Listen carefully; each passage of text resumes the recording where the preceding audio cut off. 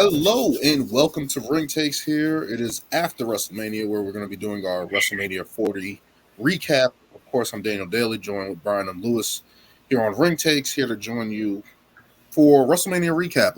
Cody Rhodes finishing his story, uh, overcoming the odds at WrestleMania, winning the title his pops never won, everything culminating at WrestleMania 40, obviously in Bloodline rules. After night one, basically losing to the Bloodline, The Rock, pinning Cody Rhodes, which set up the Bloodline rules for night two. But just a magical evening for Cody Rhodes, Roman Reigns, The Rock, everyone involved. We had some people returning. What did you guys think about, obviously, night one, night two main events of WrestleMania with Cody Rhodes, the Bloodline, Roman Reigns, The Rock, and Cody finally finishing his story? Well, based upon both main events, I definitely obviously want to say that the night two main event obviously had more of an emotional attachment amongst myself, you guys, all the wrestling fans across the world.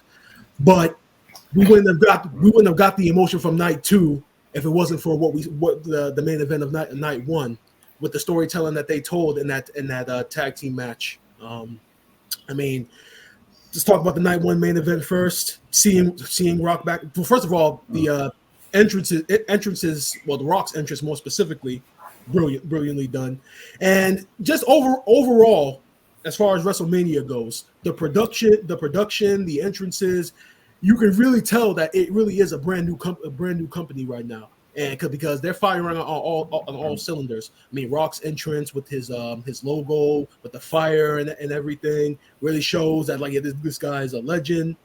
And as far as what he did in the match, I mean, he pretty much gave everybody what they wanted. He didn't do much. I mean, pretty much it was a lot of punches and throwing people into stuff. But he gave you the signature moves. He gave you his signature stuff. And at the end of the day, he got the win. I mean, the only negative I'll take from that main event is just the fact that it was 45 minutes long. But other than that, it was But other than that, I'll take that positive. But to go into the night two main event, arguably this might have been one of the best WrestleMania main events ever, as far as psychology, storytelling, everything that goes into a great wrestling match was displayed in that main event. And they called back to last year's finish of Cody almost beating Roman with those crossroads, and they kind of used that to kind of signal to the crowd that, like, okay, he's gonna finish him once he hits all three of these. And he went for it, like, I think Lewis, you remember, I think he went for it like three times, and then like the first two times, first it was Jimmy, then it was Solo, and then Solo kind of chain reaction into Cena, and then Rock, and then the surprise of the Undertaker. And in between, we got Seth Rollins with the shield gear, which I thought was very very creative. But once all of the run-ins happened, and then we finally got back down to Cody and Roman. That was one of the things I loved about the match, because even though we got the rundowns, we got the special appearances, me personally, I feel it didn't take away from the match, because as soon as everybody ran in, we got right back to why we were watching it, which was you kind of knew somebody was going to run in with the Bloodline anyway, right? Like, we knew Jimmy and Solo were going to show up at some point. Yeah, so we knew that's already a part of the story. You knew that was you knew it was coming. But then eventually, when everybody did run out and there was those two left, I love the psychology they told with Seth Rollins. I know people have been alluding to it online about Seth's original promo with Cody, when he told him, I'll be your shield, and he had the shield gear on, and then Roman had the chair. And instead of going after Cody, he let his history and years of frustration for Rollins turning on him to get the better of him, and he went after Rollins, which didn't allow Cody to get the win. That was and when Cody did finally get the win, that was probably one of the best final sequences of a match ever. from the actual move to the pinfall to Michael Cole ad-libbing with finish the story as the pinfall is going to Samantha Irving's introduction where she's getting emotional was really added to it because that's how everybody was feeling when they were watching it in the moment. I mean that's why you love professional wrestling. Right? That's why Michael Cole said the best when he was talking about his history with Cody Rhodes and how we got to this point. And he said, like, this is why we love professional wrestling. This is why guys like us, why we're able to have this platform to explain our love, because when we see things like this is what keeps us going year after year after year to keep watching professional wrestling. When the emotion is involved, it sells tickets. And I remember Lewis. Remember how I said that when we were watching it? How I said, "Damn, I'm not as emotional as I thought I was going to be watching that."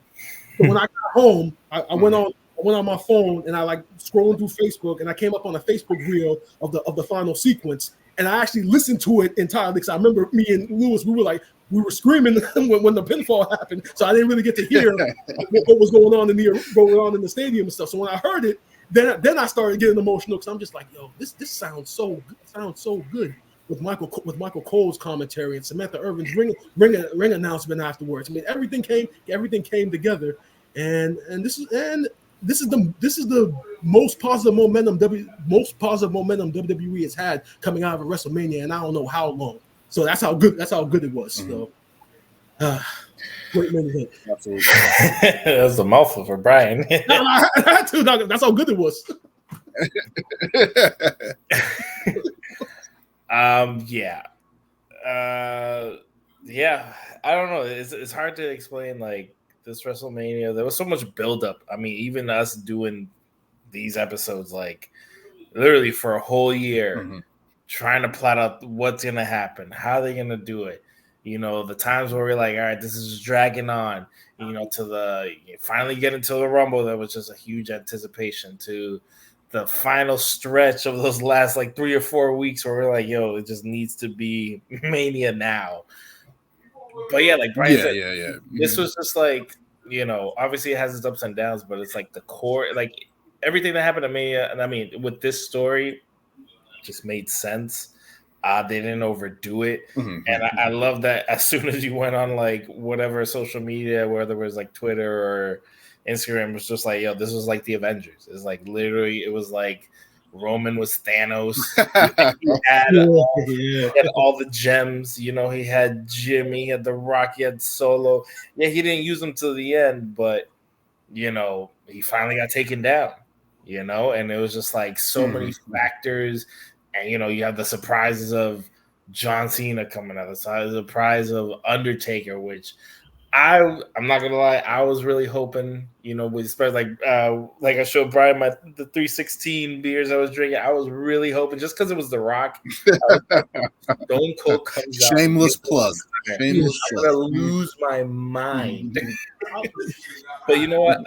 I'll take Taker, and it was a nice surprise. You know, he came in, did his thing, disappeared. You know, still keeping that mystique, but it was great. It was just a lot of emotions. It was just like, this is long-term booking at its finest, and this is great storytelling. You know, nothing really felt like, you know, they kind of let them have their match in the first half, and then everything. Obviously, we knew the Bloodline rules was going to come into play, but like Brian said, everything, you know, from Michael Cole to Samantha Irving, it was just like you felt the emotion, and like him getting the title and everybody coming out and, you know, propping him up, and you know, it was just a great payoff and a great Mania ending. So not much you can say that hasn't been said. You know? Yeah, especially when he handed the title to his mom. I mean, that was such a nice sight, man. The hand it to his mom, and then she's getting emotional, and everybody like, especially everybody in WWE. I mean, even if, I mean, maybe this generation doesn't know it as well, but Dusty was a big, you know, everybody said it. He was a big part of why all the people we have now are here. You know, the Kevin Owens, the Sami Zayns, the Miz's, the Daniel Bryans, you know, all these people that he helped mold and, you know, Roman, the Shield, like Bailey, so many people that this man like, helped build This their WrestleMania has his how fingerprints all yeah, over it. to see how all these characters have become mega stars. It's like it's all because of him. And now you have his son basically finally getting the top prize that he never got. It's just like it's just great storytelling. Yeah. Yeah, you guys hit the nail right on the head, right? Like every single point of this WrestleMania, well, we're talking about the main event. Night one, I gotta start with night one. As Brian said, the entrances, Roman's music coming out is always gonna be dope in that type of setting. Cody's, Seth, I don't know what the hell Seth had on coming to the ring on night one.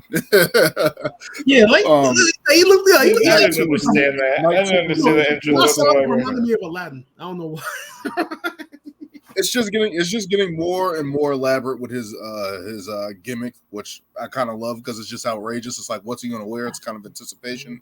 But the Rock's entrance, and that entrance, they have kind of evolved it, kind of changed it over the weeks that he's been back. But that was awesome. Like that was awesome. Like I'm a sucker for entrances. WrestleMania entrances are awesome. The Rock's entrance is up there. That belt is awesome that he got the night before on the behalf of Muhammad Ali. Mhm.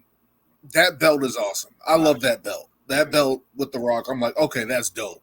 Even though it's not defended anywhere or anything like that, it was just dope seeing him come to the ring. That's Now the the belt actual Daniel's match, finally gonna I buy. thought it was good psychology. Probably it's in the cards, but ultimately, the match on night one. First of all, The Rock looked well in that match. I didn't think he looked gassed in past WrestleManias and stuff like that. So he's been working to get ready and respecting the business in that regard and showing up in shape and stuff like that. I thought he looked good in the match. The storytelling of breaking down Rollins over the course of the match and stuff like that, him getting taken out. I just thought the match was really well. And then Roman kind of beating Cody down, but then tagging The Rock in to finish him off and get the win. I thought that was a nice touch to it. Like The Rock is the final boss and stuff like that. So going into night two, we kind of all feel like Cody's going to win just because that's the natural order of things. But the match itself, I thought was pretty good because they gave Roman and Cody time before all the interference, like where they had a pretty good, what would you say, 15, 20 minutes going at each other. Yeah, exactly. Yeah, it was like a good 20 before minutes. interference came in. 20-minute match. Like it was a good, solid back and forth showcasing the two top stars in WWE, and it's like just like last year's. Seeing those guys go at it. Yeah, but seeing those guys go at it again is just like it didn't take away from anything. Like this wasn't boring. We weren't getting any boring chants, so there wasn't any type of down period in the match. I felt, but leading into the interference with Jimmy and Solo, Seth coming out. I thought Seth coming out with the Shield music was dope. Him just getting taken out. Like just wearing down over the night, his match earlier in the night before and stuff like that. Him just getting taken out in one punch. Like, I'm like, oh, okay. So I like that type of aspect. Like they're showing like Seth is trying like valiantly to help Cody in that situation, but just gets taken out. And then you got Solo coming out. And then you got John Cena coming out. Like, as John Cena's going to get a pop now in this like afterlife of WWE forever because it's like people have appreciated his run and stuff like that. So him coming out and getting that pop was dope. He's always going to get that pop now. But then you get The Rock coming out and helping out, and then ultimately The Undertaker, who no one expected. And you kind of put 2 to 2 together. He's doing those one-man shows, Dead Man with the Undertaker, doing those shows and stuff like that with the pay-per-views and stuff like that. So it was good to see Undertaker. He didn't need to overextend his welcome. One choke slam is enough from him. No more. Yeah, just the emotion of Cody. Gotta wash the knees, man. Gotta wash the knees. But Cody getting that win kind of cemented everything. Like this is the new generation and stuff like that. And it's kind of reminiscent of WrestleMania 10 when Bret Hart beat Yokozuna and everybody came out, put him on his shoulders and stuff like that, and everybody celebrated. That's where my mind first went to. But you got Michael Cole on commentary. You got Samantha Irvin on the call. In her emotion, Michael Cole's emotion, everybody's emotion into Cody winning. Like there was a video even after I think it was after when they were getting Seth off the ground, and you saw his emotion for Cody. Yeah, Seth was like, crying. those guys don't have those guys don't have the greatest history according to them both. But now apparently things are smoothed over, whatever the case may be. But to see the emotion from him, see the emotion everybody involved, like, hey, this is right. This is what needed to happen. And Cody just celebrating with his family, of course, bringing his mom in there and stuff like that. It's just like that's what wrestling's about. They've been able to pull these heartstrings over the what Roman has been able to do it over the past 3 years, 2 years with Cody and stuff like that. So kudos to him. We saw him walking out. I know you guys saw the video of him walking out and hugging Paul at the top of the ramp. Mm-hmm. Just every single part of this, like bringing in John Cena, bringing in The Undertaker, bringing in The Rock, who I thought leading up to this was overstaying his welcome. He didn't need to be in it, but didn't feel out the way in the main event and stuff like that. So all of that rumbling paid off, right? Like all the ruffling the feathers, pissing off the fans for weeks and stuff like that, paid off with The Rock's inclusion. So just the WrestleMania main event, just it hit everything, and I was glad that I was able to watch it and see it. And congratulations, Cody Rhodes, man! Like to do that, have that story finish on WrestleMania, and especially like you guys were saying with Dusty Rhodes, he had his fingerprints all over this WrestleMania because all these guys are literally from development. And in a way, he kind of touched everybody there. So like just to see that and kind of see like the accumulation of all that and seeing it actually happen and seeing Cody finally get that win, it didn't leave anything to be desired. So that was just dope. WrestleMania, that man. And I just want to add one thing that I thought was very interesting. So you guys know about my god brother. I talked about him in the first episode about how him and my brother, they were wrestling fans before I was. So right now, my god brother is the definition of a casual fan. He doesn't watch Raw, doesn't watch SmackDown, literally only watches the Rumble and WrestleMania. Had no idea about the lead up to WrestleMania or anything. All he knew about the main event was that it was Dusty Rhodes' son going after the WWE title that Dusty had never won before, and that was all. And that was all he needed to get into it, to get into the match. And then when he saw the match, he admitted he got emotional at the end. So the fact that it touched a casual viewers shows how great it was. So I just wanted to bring that up. Yeah, I the same thing. I had a lot of people who all know I'm a big wrestling fan, and I'm like, "Oh, how was WrestleMania?" Like everybody's like, it's like, even though they know it's like on or around, or probably seeing social media stuff around about it, but they're like, it's like I'm just like that little bridge. I'm like, hey, what happened with that, or who's going? It's like obviously they don't know anybody besides people from the Attitude Era, like The Rock and Cena and Undertaker or whoever. But it's like, yeah, there's still interest. There's still people like, let me hear what's going on, but yeah, because WrestleMania, regardless of what people want to act and try to be fake and act like wrestling, they don't watch wrestling. They keep an eye on it. They keep an eye on it. As bad as they want to trash it and stuff like that. I heard The Rock. Who hasn't heard The Rock? People try to trash wrestling. People try to trash wrestling, and it's like, no, it's fun. It's entertainment. It's something to be enjoyed. Mm-hmm. Maybe a little bit more palatable than other stuff on TV and stuff like that. But it's like, you can tune in. You can catch something that you're going to catch your eye, regardless if you're a fan or not. So, and especially WrestleMania always brings that around. So, definitely the emotion that was drawn from this from both sides, right? Because people have been leading up to this hating Cody Rhodes. They still hate Cody Rhodes even though he won the title. People love Roman Reigns. Some people hate Roman Reigns. It's like all the emotion that was drug out from this build-up until the main event, until the ending. Definitely a lot of points there, vocal points there for everybody, if you're a fan or not. Like everybody was involved in this Roman Cody. You had to pick a side, and that's what it was. Like it's crazy, man. Like the emotions that just came out of this. And it was dope. The presentation was dope. I love WrestleMania, of course, with main events and stuff like that. It's just awesome. And last thing, it's so funny because it's like as much as I wanted Cody to win, even still now, I think is it's just a testament to how good this last run. That's not his last run, but what this run of what Roman did with his character and was able to bring and create bloodline. It's just like, how are you not just putting your finger on like, yo, we the ones? It's like. Yeah, one thing about that match that I want to bring up that popped me.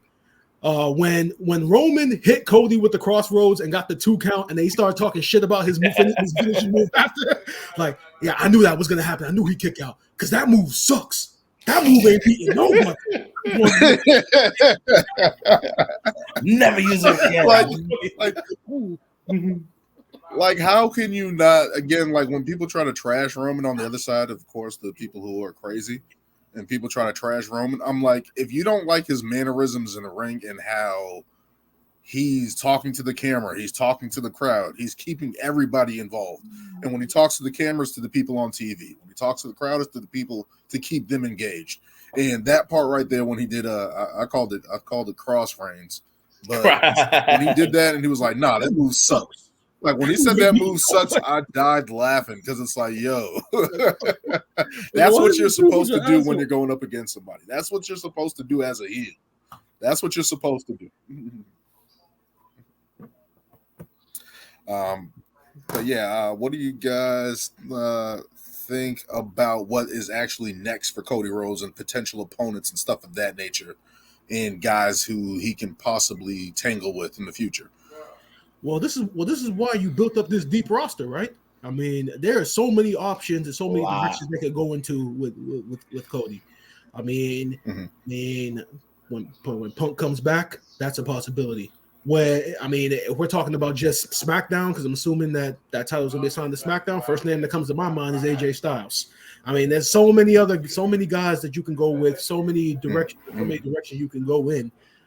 I just hope that now that he has the title, that they can still that he can still have, like, obviously a very entertaining title reign, because this is where things are going to start getting difficult, right? Because now that he's been on the journey and he conquered the mission. Now you have to maintain it and staying on top.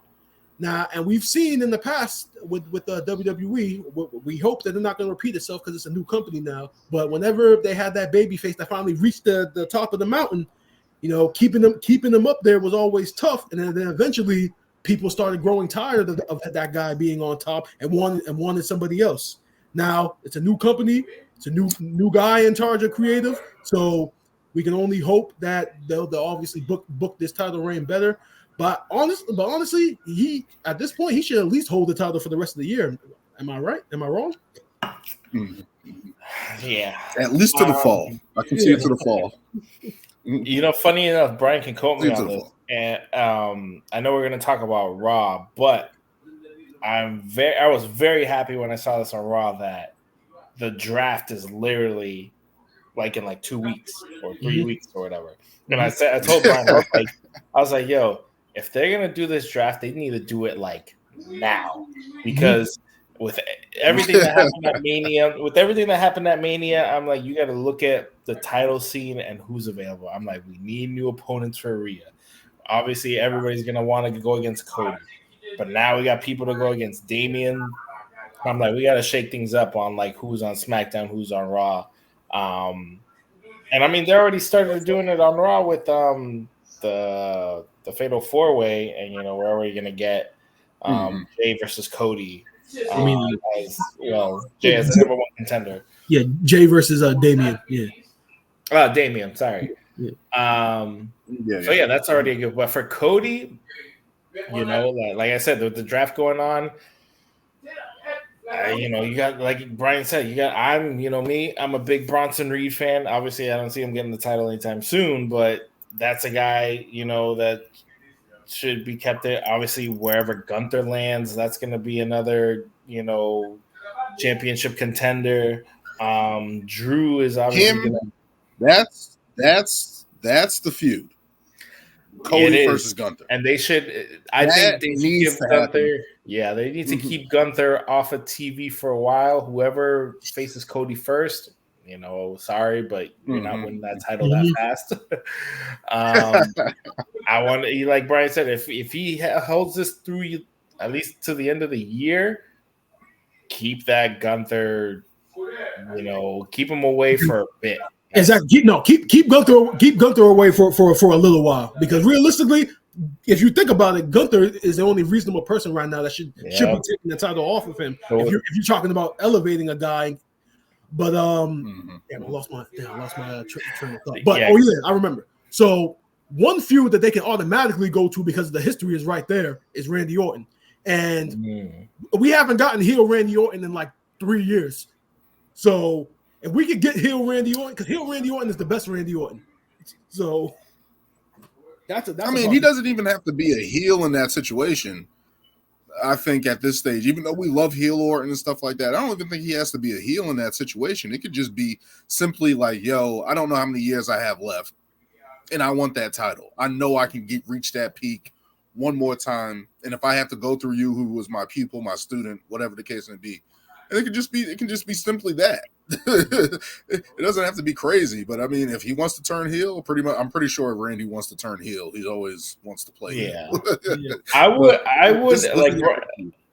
like Brian said, I would like to see an AJ Cody feud, just because AJ's kind of in this like dark brooding screw everyone type of character right now.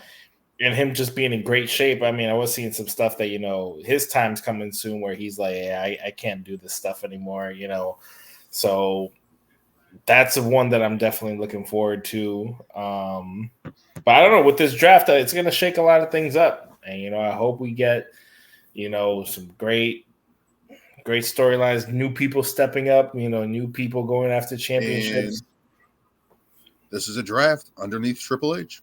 It's completely different, and I believe NXT is also involved in it as well. So definitely going to be some changing of the guard there. Exactly. See, and that's what I was trying to tell people online that were like kind of complaining about Raw, saying that we didn't really get any roster call ups or anything. It's like, no, they're saving all that for the draft. The draft is where they're going to pull these people. Is going to pull these people. I mean, we got your roster. I mean, you got the NXT Women's Champion and you got the NXT Champion in showcase matches. So. You got your new talent. Plus, you got a promo package for Sheamus. He's coming back, and plus you got a little tease for possibly Bo Dallas portraying a Bray Wyatt like character. So I mean, you got a lot. So wait, was there? No, I mean, we'll get into it on the Raw recap, but yeah, we'll definitely get into that. But Cody Rhodes finishing his story, and we'll see what is in store next for the champion going on. But let's get into a bittersweet moment here for Drew McIntyre, who finally had his WrestleMania moment. 5 minutes and 40 seconds. He grasped it. He took out Seth Rollins. It took 4 Claymores to take out Seth Rollins, who put up a valiant effort. And he got cocky. He started going off to CM Punk and screwed himself. Basically did the DX crotch chop like he was 13 years old, and he paid the price.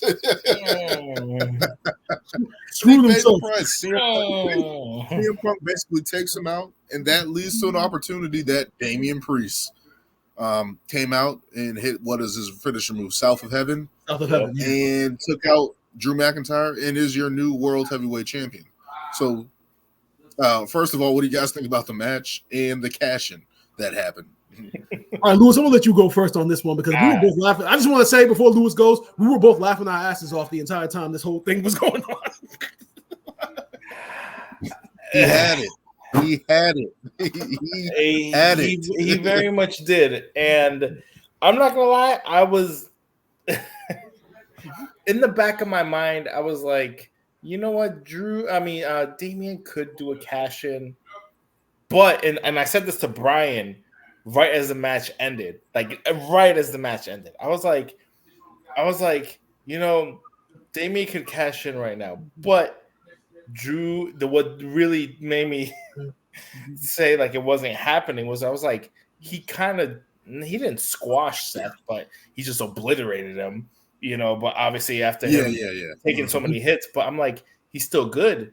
He's not tired. He's not burnt out. I'm like, he's literally like still standing. Like, I could still go. So that's why. And when he won, I was like, all right, Damien's not cashing in because it's not like somebody's beating the crap out of him. But once this man, and again, WWE played this off very well with, just having Punk there, but him just going overboard and be like, look at this is mine, blah, blah, blah, blah. And then Punk just literally snatching the rug from underneath him and then costing him the title. And you could tell Punk looked visibly irritated too, but he was trying to play it off. Yeah. But why are you focused on me? Enjoy your moment. Stop doing. But I don't know who said it. It might have been Triple H, where he was like, all this time Drew has been telling Seth, you're obsessed with the wrong thing. You're involved in this other storyline. You're obsessed with everything going on with Cody. You're not focused on me. But then look what happened to him. He's focused on Punk. He's doing all these online, shit talking, going to Chicago, the shirts, wouldn't nonstop talking about him this whole time that he's out injured. And it's like, dude, just focus on your WrestleMania match. But it's like, you win the title, and again, he did everything right. He did everything right as a heel. As a heel, yes. As a heel, yes, he did. He did everything right. But again, Lewis, did you want to keep going? My bad. Those is one was like, he just kept poking the bear too much, and they played it off well that this, CM Punk got his shots in, and Damien took advantage. And you know what? I think I was one of those people that doubted that maybe Damien was going to have a failed cash in, but thank God he didn't. But it sucks that it's at Drew's expense again. But hey, at least he got his moment in front of some people, right? All right. So to Lewis's point, when he talks about Drew McIntyre, telling Seth to focus on him as opposed to what Drew was doing, focusing on Punk. See, that's great storytelling in of itself, right there, because it made perfect sense. All right, now to go over the match. Well, actually, before the match, when WrestleMania went on the air on Sunday, and then they announced that pretty much that this was going to be kicking off the show. I kind of thought in the back of my head, all right, this is the perfect time to do a Money in the Bank cash in, because you do it at the very beginning of the show. It doesn't take away from the main event, which it definitely did not. Yeah. So I had that thing going on in the back of my mind. So when the match started, I think Lewis, we were watching it, and I think you went to go get some drinks.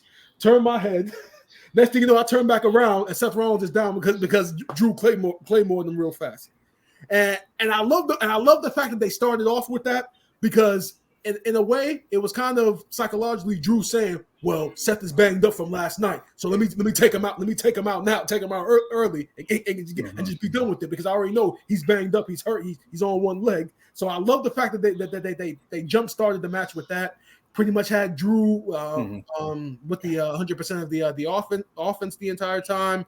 I think we were complaining about the amount of Claymore kicks because we thought, because by the time he hit the third one and Seth had kicked out, we had asked each other like, how many is that? Like how many Claymores before this move was ineffective now? And then he hit one more. I'm like, damn, took 4 of them, and then finally get him down. But as far as Seth Rollins goes, to be able to essentially go back to back to the main event one night, they kick off the show the next night. I mean, Seth Rollins truly is a warrior. I mean, he held the world title for all those months, built up his prestige with all of the matches and such. And seeing the reports that he's going to be taking some time off now, which is well deserved for all the hard work he's put in. Absolutely. So Drew gets the win. He got his moment that he didn't get 4 years ago, winning a title in front of a live audience. like it was just the psychology of it was perfectly done. I know it sucks that it had to be Drew, especially with all of these rumors about his contract situation and whether or not he's going to be taking some time off now.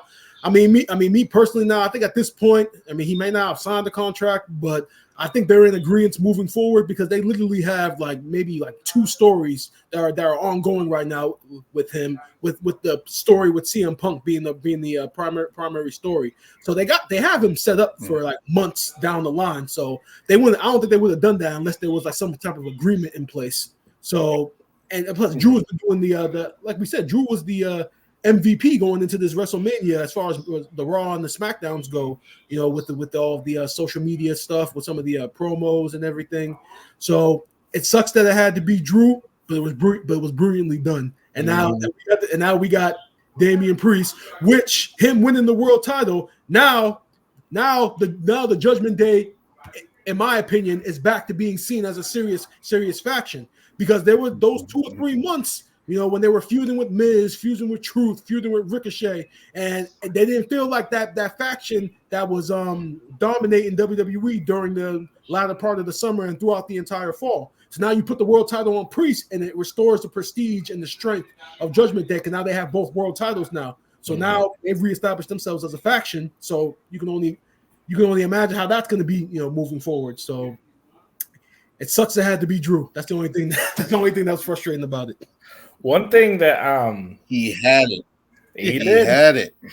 He did. All he had to do was walk to the back. That's all he had to do. It's like my God, how were you not aware of the fact that there's a Money in the Bank briefcase out there, but you still weren't worried about Paul? Hey, like I said, he was good and he was aware. He played himself. One thing side note, just with the draft coming up, I wonder if they will split up the Judgment Day. If some people, or if they're just gonna be one of those groups that the whole Raw's drafting the entire Judgment Day, because I'm like that's probably exactly what's gonna happen. Yeah, which is bull because they didn't do that to the New Day, and then they had the whole which I guess led to Big E finally winning his championship, but still they did it to them, so they should do it to somebody else. The match again, I thought it was a little overkill what you guys said with the Claymore case, because it's like Seth did wrestle. He's already banged up with the knees and the back and stuff like that. Michael Cole went over that in the match and stuff like that. So again, just valiant effort from Seth Rollins, and it's not that he was a bad champion or anything like that. It was just time. That's all it was, in my opinion. Like, it was just time for him, and Drew was the guy to take it off. Now, with that being said, his interaction with CM Punk, I loved it because it was like he's being cocky now. He's talking his shit now. He's like, yo, I'm the champion, and you have to watch me win the championship, call me being the champion and all that, and kind of got in his own way, right? And the only thing that I wish Punk would have did, I wish he would have hit him with the belt. That's the only thing I wish Punk would have did rather than the arm brace. That's the only thing. But seeing Damian Priest come out, hearing that music and seeing Punk's reaction to the Judgment Day song hitting like that, I thought that was awesome. I loved it. I loved it for Damian because it's like he's a guy that was in ROH and grinding his way there as a Truth Martinez and stuff like that, and doing all that stuff there. So I've seen glimpses of him, and then to see him go to WWE and then just build himself up, and finally have that moment, right? Like, we've all been talking about Damian Priest as a guy that can be elevated, as a guy that could be taking on main eventers and stuff like that and be elevated into that top spot at some point as a challenger. But now to see him as champion, even if it is by the Money in the Bank, it's still awesome for him. It's still awesome for, I believe he's the first Puerto Rican to win since Pedro Morales. So to have that stamp of approval on it like that, that's dope. And just to see him have that moment on WrestleMania, easy night's work for him. So to see that happen for him is just awesome. Going forward, looking at what happened on Raw and stuff like that, with R-Truth still finding a way to get into the middle of stuff, but we'll get into that a little later. But it's just a happy moment for Damian Priest. But Drew McIntyre, man, you had it. All you had to do was walk in the back. He could have went to the crowd. He could have did anything. He could have pulled He could have put the John Cena or Eddie Guerrero. Just dive into the crowd. Yeah, bro. He could like this. I mean, This is what I wish if they're going to continue. If they're going to continue this Money in the Bank thing, they need to have the champion be a little bit more aware of what's going on, just a little bit. Even if he still loses, they gotta have him. They gotta have him be a little bit more aware of what's going on going forward. Like the Money in the Bank should be a little bit more of a chase. I understand it's a surprise, but it should be a chase in that manner. But how could you do that? It should be a chase. That's literally what everybody has done. You wait till they're kind of incapacitated, and that's when you cash something. They got because the Money in the Bank briefcase. We've had these type of things happen over the case. Like Seth Rollins was the first to do it. Damien's the second person to do it at a WrestleMania. But we've had these things where a guy has a long match, and then all of a sudden he's coming out and cashing in and stuff like that. It's just like I just want a little bit more play with the Money in the Bank briefcase, a little bit more of a awareness that it's out there. Like something. But this is what I said. I'm not saying make it 24. I'm not saying make it 24/7. But just a little something of like, yo, I gotta get out of here. I gotta. But in this situation, like, that's what I said. Like he was good. He didn't have a long match. He wasn't beaten. He was still fresh. He got in his own way. He got in his own way. Yeah, exactly. I'm saying for this situation, he probably was aware, but once Punk pulled that on him, is like, wait, what's going on? I just got hit with a metal this. And then Damien runs down and hits him with the briefcase again. It's just like, what is he going to do at that point? And honestly, Daniel, in response to your idea, the Money in the Bank has existed since 2005. So if people aren't aware of the briefcase at this point when you're a world champion, I don't know what the fuck to tell you. Like, come on, we that old. 2005. I'm just questioning the wrestler's IQ. That's all I'm saying. I'm just questioning the wrestler's awareness and IQ. That's all I'm. The man was disoriented. A little bit more of a. Oh my goodness, man! He's crawling on the table. Like you're too big to be crawling on the table. Like you lost your moment, Drew. You lost your moment. Yeah. But we can transition into the ladies' proportion of WrestleMania, the ladies' night of WrestleMania 40. Rhea Ripley retaining against Becky Lynch. Again, I love the entrances, the live music for Rhea Ripley and the page turning for Becky Lynch. Mm-hmm. But this was a good match. Becky Lynch battling through a fever, which is crazy that she was able to go as long as they did. But she toughed it out, and I thought she had a really good showing. Rhea Ripley just being a powerhouse in that match. I love the finish to the match. What do you guys think about the match overall of Becky Lynch and Rhea Ripley? This was a very, very good match to kick off the show. Now, like Daniel said, the music interest for Rhea Ripley was very, very well done. The little what they did for Becky Lynch's entrance with her book, using actual passages from the book. I mean, I thought that was very creative. I mean, the match itself, to me, definitely felt very hard hitting. As Daniel alluded to, Becky was battling through strep throat, and it definitely didn't help wrestling outside in that weather, which was actually something on night one that had like tremendous impact on a lot of those matches because it was so cold. But it was a very good match. I mean, I love the finish of her using riptiding Becky Lynch into the turnbuckle and then hitting it. I definitely loved that match. But it was a pretty straightforward match. 2 stars of the caliber of Rhea Ripley and Becky Lynch. They definitely lived up to that, and it was a great way to kick off the weekend. So. Yeah, for sure. I think this was also. I mean, not really. I was gonna say I was like with her beating Becky is kind of like the transition to the new era, but I feel like that was kind of done last year when she beat Charlotte. But I think it's just showing the caliber of a wrestler and character that Rhea is, where like, she has like this.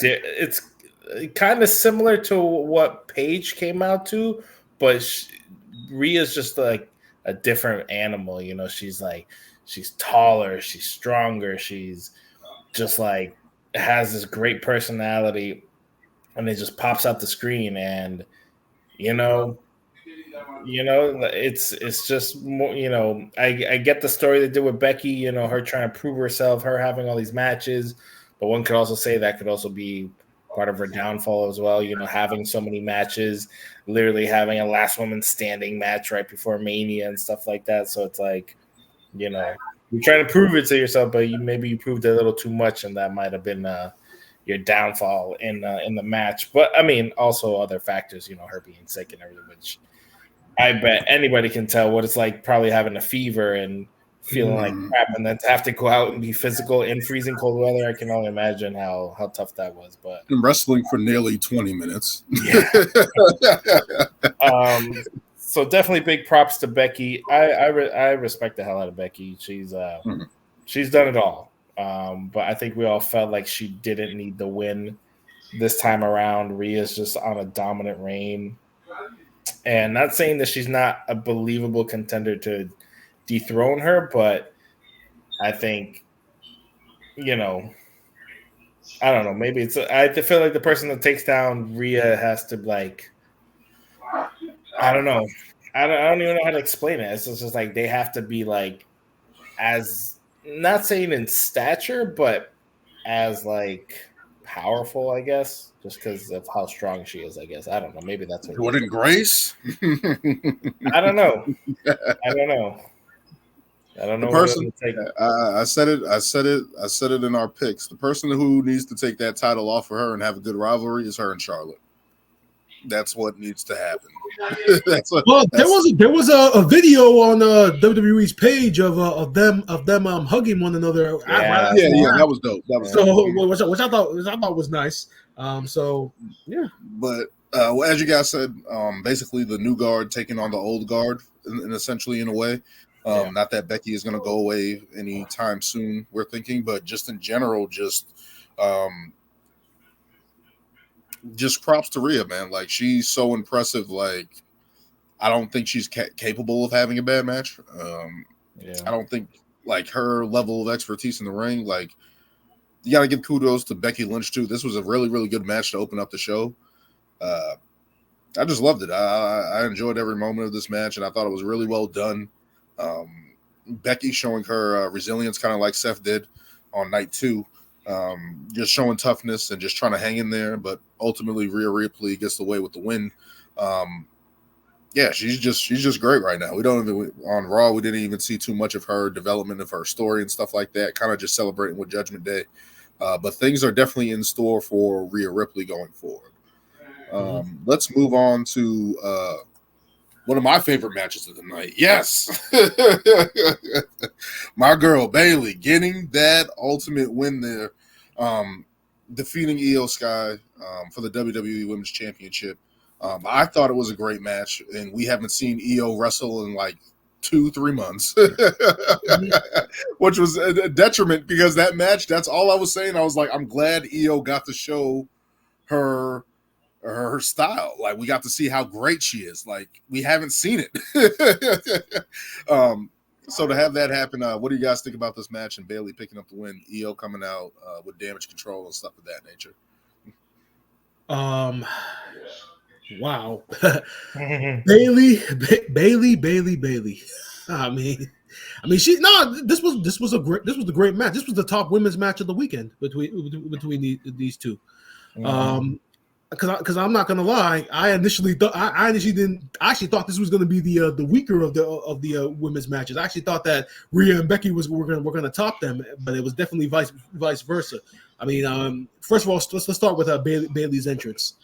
I know it was a very nice little Egyptian entrance that she had being carried into the arena. A lot of people were kind of asking like, what's the connection with it? And then Corey Graves tried to make a connection with it on commentary by saying that she grew up by an Egyptian park in San Jose, so the connection was there. But other than that, it was a good entrance. It was a very good. I didn't know what her song was. I was confused by the song. I was like, it's a brand new song. Yeah, it's just like I think it was a remix of whatever she initially had. So I'm like, nah, we gotta do better, WWE. Come on, you guys can come up with something better. Come on. Yeah, a couple of those. That's what confused me about her entrance. I like the entrance and stuff like that. It's cool, whatever. But I'm like, the song, I'm like, what is that? Like, we need a new song. We need something different. So the one highlight I could take away from the match was when Bailey went for her finish, the Rose Plant, and Io like flipped out of it, which I thought was impressive. That probably was one of the best counters out of a move I'd ever seen. And the fact that she was so smooth with it, the way that she did it. First of all, Io looked like a total badass. I was like, oh shit. I'm like, oh my god. I mean, she made that look flawless. She was just so smooth and timely with it. But other than that, it was a great match. See Bailey coming out on top. Pretty much, reestablishing herself as a one of the top women in WWE. I think one of the things about Bailey is because she's always being compared to the Charlotte, Becky Lynch, and the Sasha Banks, Mercedes Moné of the world, and she's always being seen as less than because of how great those three are. Mm-hmm. So whenever you see Bailey succeed, it's always a positive. But the crazy thing about it is when you look at the championship accolades, Bailey is up there with them, and she's also she's held every single title, before everybody else did. So whenever you see Bailey, whenever you see Bailey being seen as on even field with those three, it's always a great thing to see. And this title reign is going to be very interesting moving forward, because honestly, I kind of got used to Bailey being a heel. So now that she's doing the whole babyface thing again, probably be a different adjustment for all of us. But eventually, I hope she goes back to being that heel Bailey again, because it was a really good and strong character. But yeah, congrats to Bailey. Yeah, for sure. I've been a big Bailey fan since her NXT days, and I'm not gonna lie, I was kind of hoping for the wacky inflatable waving guys to come back. I know Dan's been saying forever that the huggers are dead. You guys beat it out of her. That's what you get. No hugs. No hugs for you. Hey, no hugs. Hey, she went online and said that there was a specific entrance she was trying to pull off, and it wasn't able to happen. Just saying, maybe they couldn't find enough inflatable tubes. I don't know. But I digress. Yeah. Bailey, and you know what's funny? When Bailey turned heel, I don't know. The look and everything was just obviously it was complete opposite of what she was doing. Mm-hmm. So obviously it was a new adjustment. Just because I couldn't see her as a heel because she was the hugger for the longest time, all through NXT, and then when she won her title and everything, she was just like the ultimate. Like I saw her as kind of like a John Cena-ish type. Like she'll never go heel, and then she did. And she made it work, and I'm not gonna lie. For a while, even because she had a run with Sasha Banks, and they did good work together when they were tag champs, and she was still the champion. Or was it the other way around? I forget. I don't know if Sasha was the champion or she was the champion. I forget. Bailey was the champion, and then Sasha won it off her. Yeah. Okay, yeah, that's what it was. Yeah, it's like they still did, but I feel like after that with Damage Control, Damage Control was like it had his bumpy rocky road, like it came off hot, but then we even talked about how they were losing so much at one point. We're like, this has to go away. But once Io won the title and everything, they built a story around it. But definitely, like Brian said, the stuff in the match was great. Io, I'm a huge Io fan. I hope she kind of stays in that title hunt wherever she lands or wherever Damage Control lands. I kind of hope this is kind of the end of their not end, but like separate them and get new feuds in. Because there's got to be a shakeup. I feel like we've already seen all the like matchups for people going for like the Raw title and the SmackDown title. Now with the draft coming up, I want to see these new matches. I want to see, maybe we'll get They should- another Becky Bailey, or maybe we'll get a Nia Bailey or something. We had that. I think Nia beat Bailey for the championship. I think, if I'm not But too mistaken. we also got What she beat her? I can't remember. Yeah, But go. We still got that whole group of Naomi, Bianca, Jade. Like that's a whole plethora of people that are obviously going to be in that title hunt. But I still would definitely want EO in that title. But congrats to Bailey. And I was one of those people. I was like, I don't really get this whole Egyptian intro. I just wanted to see some huggers, some inflatable tubes come out. But great win for her. You beat it out of her. You guys beat it out of her. If she could become a Lewis, like I told you on Sunday, the hugger is dead, man. No, I want it at least one more time. It's over. It's over. And you know what? No, you know what? You know what's going to happen? This is how the hugger's going to come back. Because that girl that was in NXT, who was their super fan, who's a wrestler now, that's exactly what I said. Back to she's gonna make it to WWE, and then they're gonna be tag teaming, and boom, they're gonna become the huggers. That is literally the only way you can make her the hugger again. Is because of that super fan. That's the only way you can do it. That's the only way. I don't care if Bailey ends up retiring and then she's finally getting in here.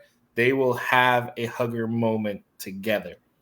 And they will have the footage and everything. You can shake your head all you want there, but that's a great full circle story.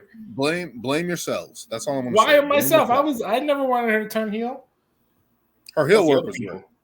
I loved Bailey as a heel. I loved her. I loved her in the ding dong stuff. I thought that stuff was great. I thought that stuff was hilarious. I thought her and Sasha were good. I thought her turning on Sasha was good. The ding dong hello shit was hilarious. And her being annoying and stuff like that. Michael Cole stuff was always great. Yes, and she's still doing that. She's still bugging on Cole and stuff like that. So that's awesome. But yeah, just Bailey. As I believe I said this after Rhea Ripley, she's been the hardest worker in the women's division. Pretty much getting everybody over. Dakota Kai's over. Io Sky was over. Bianca Belair, her biggest feud during that time was over.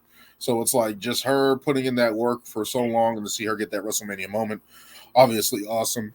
So it's going to be interesting to see where she goes from here. I thought the match was great. I love the match. I love the finish. Just awesome work for those two. And I hope they continue to either feud or branch off and be able to be pivotal women of the women's division going forward. I hope this is not going to be. I hope Bailey's reign isn't short. I hope Io gets an opportunity. Maybe if they get drafted to the other side, whatever the case, I hope both of them do well. Excuse me. Oh crap! Almost died there. All right. Moving on to Jade Cargill winning her WrestleMania debut. The Black Avengers. That entrance was something. Yeah, exactly. The entrance. But they had to have known that they looked at these three and they said, like, yo, we gotta do something superhero-esque with these three women. When they were coming down, I thought Mortal Kombat. That's what I got. Avengers. Think of any superhero with powers or anything like that. That's what that was. That entrance was awesome. But Bianca, Naomi had the Raiden hat. Bianca waving her hair. Jade just looking great. But what do you guys think about this? Jade and Naomi and Bianca Belair picking up the win over Damage Control. I mean, to me, when I look back on this match to me only served one purpose, and that was what ended up happening in the end with Jade Cargill getting the pin. Because as you can see, the way that the match was structured, I mean, Jade didn't come in until the very end, and then we got a couple of last 3 minutes of the match. Exactly. And it goes to show you, and we're going to talk about it on Monday Night Raw, how they're protecting her, because they know that she's money and she's a big deal, and they really want to and they want to make sure that everything that they invested in her pans out.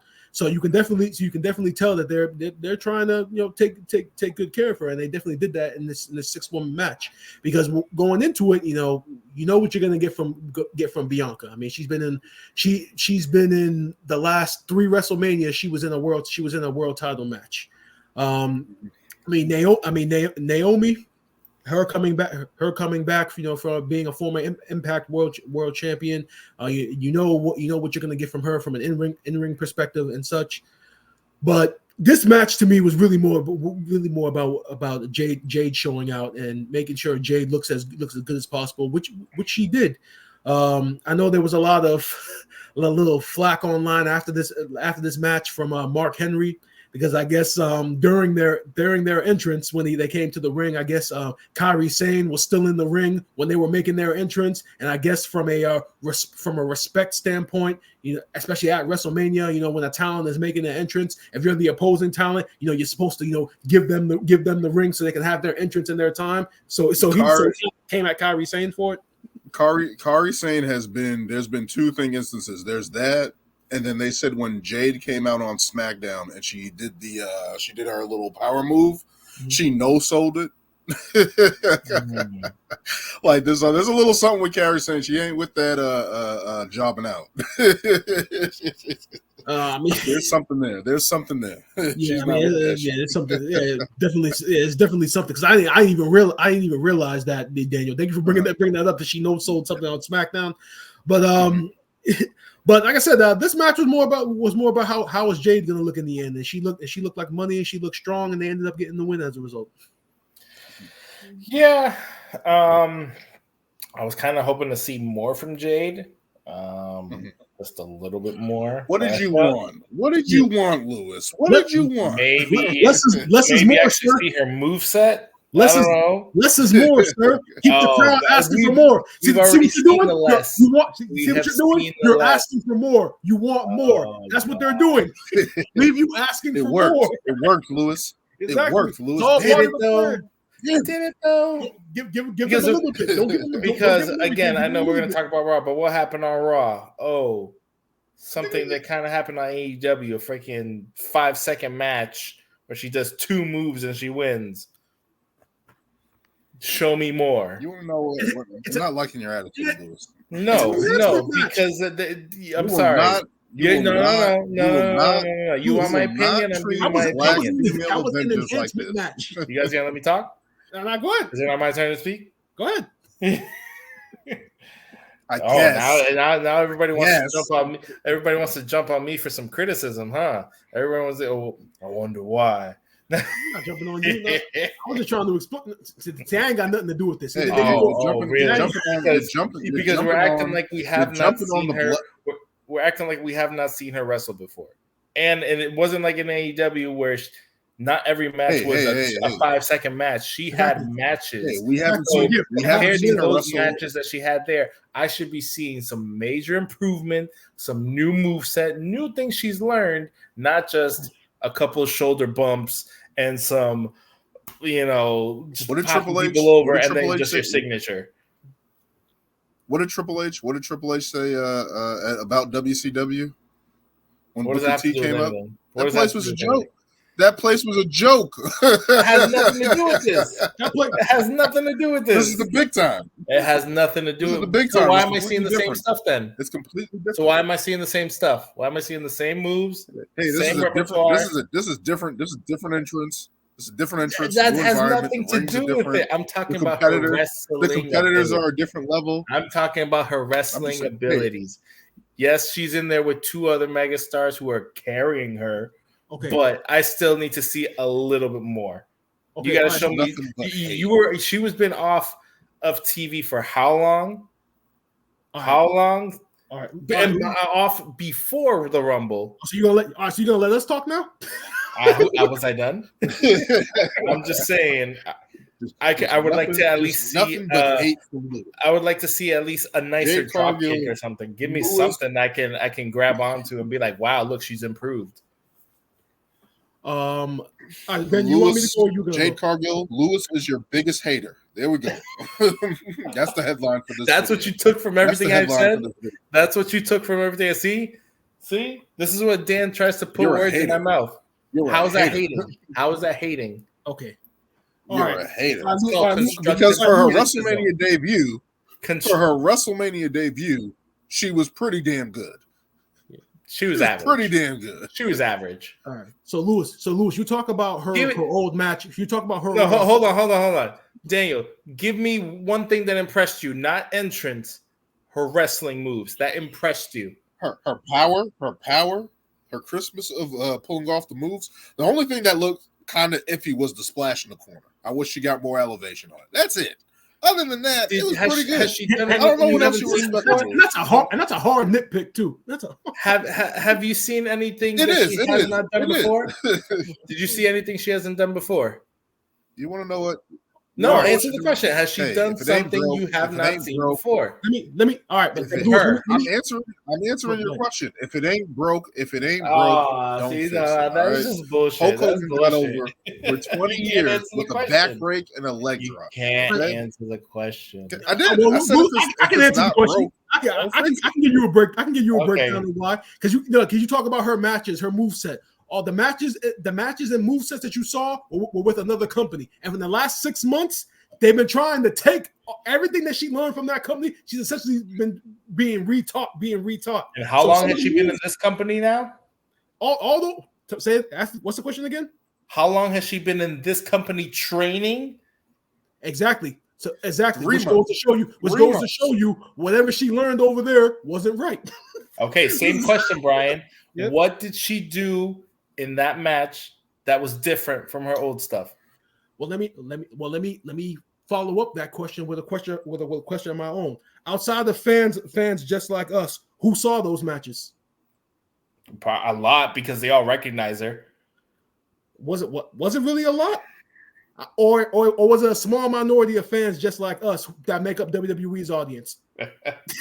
This has nothing to do with those fans. It has nothing to do with it. Because you saw that stuff because nobody hasn't seen those matches in AEW. What everybody else saw doesn't matter. This is between us three. What did you see that was different from those old matches? What did I see that was different? The splash in the corner. Wow, a splash in the turnbuckle. That's your answer? Hey. Sorry. The stinger splash. You know what? The stinger splash. Good job. The stinger splash. Hey, the stinger splash sets up the Scorpion Deathlock. Okay. Show some respect. How about that? Are you really trying to compare her to Sting right now? Let me ask a question. Hey. That's gonna be the what you got to put in this video clip. Jay Cargo is the next Sting, apparently. Let me ask you a question. So you're talking specifically about her moves. What new moves have we saw? Yes, we may not have seen new moves, but we see her like her timing and everything is a lot better than it was. Okay, we may not see new moves, but the execution of the moves are better. The timing is better. The footwork is better. All that other stuff that makes up the moves are better. We might not see the actual new move, but we're seeing everything that makes the move is better. So at the end of the day, that's really what everybody's real concern was when they first signed. At the end of the day, Lewis, show some respect. How about that? Show some respect. Right? You've been very disrespectful on this show. How? Because you guys can't come up with concrete answers. I just gave you one. Big Cargill fans. Just say it. Just say you guys are super fans and don't want to hear any criticism. Okay, so this is going to be a thing. That's not what we're saying. So every time, because I can't give some criticism. Now I'm a hater. Now I'm disrespectful. You're not hating. That's what Daniel said. That is what Daniel said. Okay, so question. Rewind it. What did Daniel say? I'm the biggest Jade Cargill hater. Apparently. Yeah, he did say that. But I have a question for you though. So every match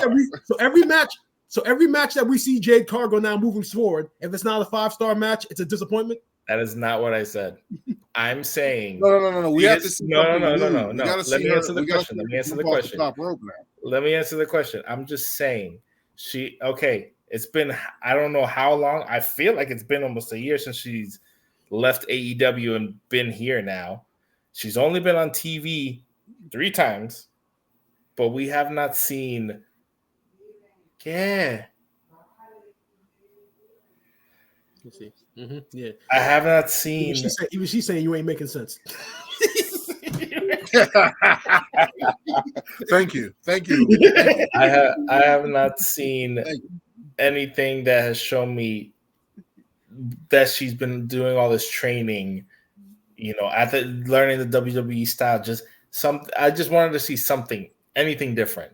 Just like either anything, just something different, something that shows that she's a better wrestler than she was before.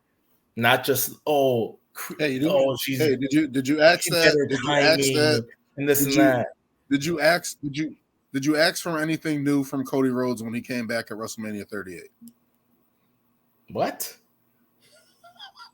Was Same Cody song, Rhodes, same Cody move Rhodes, set. was Cody Rhodes I'm just asking for fair criticism. That's all I'm saying. That's all I'm saying.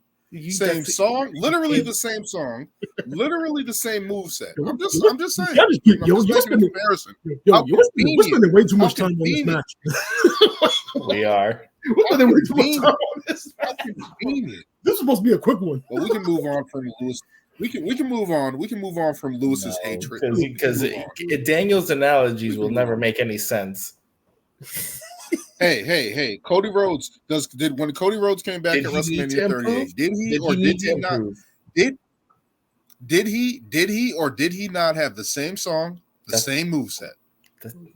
What does that? He's still using the same. He used the same moves to beat Roman. How long has Cody Rhodes been wrestling? How many years has he been wrestling? That he is probably What does that mean? Because how long has Jade been wrestling for? He left another company. 2-3 years. He left another company and didn't show us anything new. Stop it. Even before she joined AEW, she had limited. Now Daniel's comparing Jade Cargill to Cody Rhodes. First we get Sting, now we get Cody Rhodes. I'm just comparing one person leaving. I'm just comparing one person leaving a company and coming to a new company in different expectations. That's all I'm saying. I said nothing about entrances. I was talking about wrestling ability. Because we all know in the other company it was her first time actually wrestling.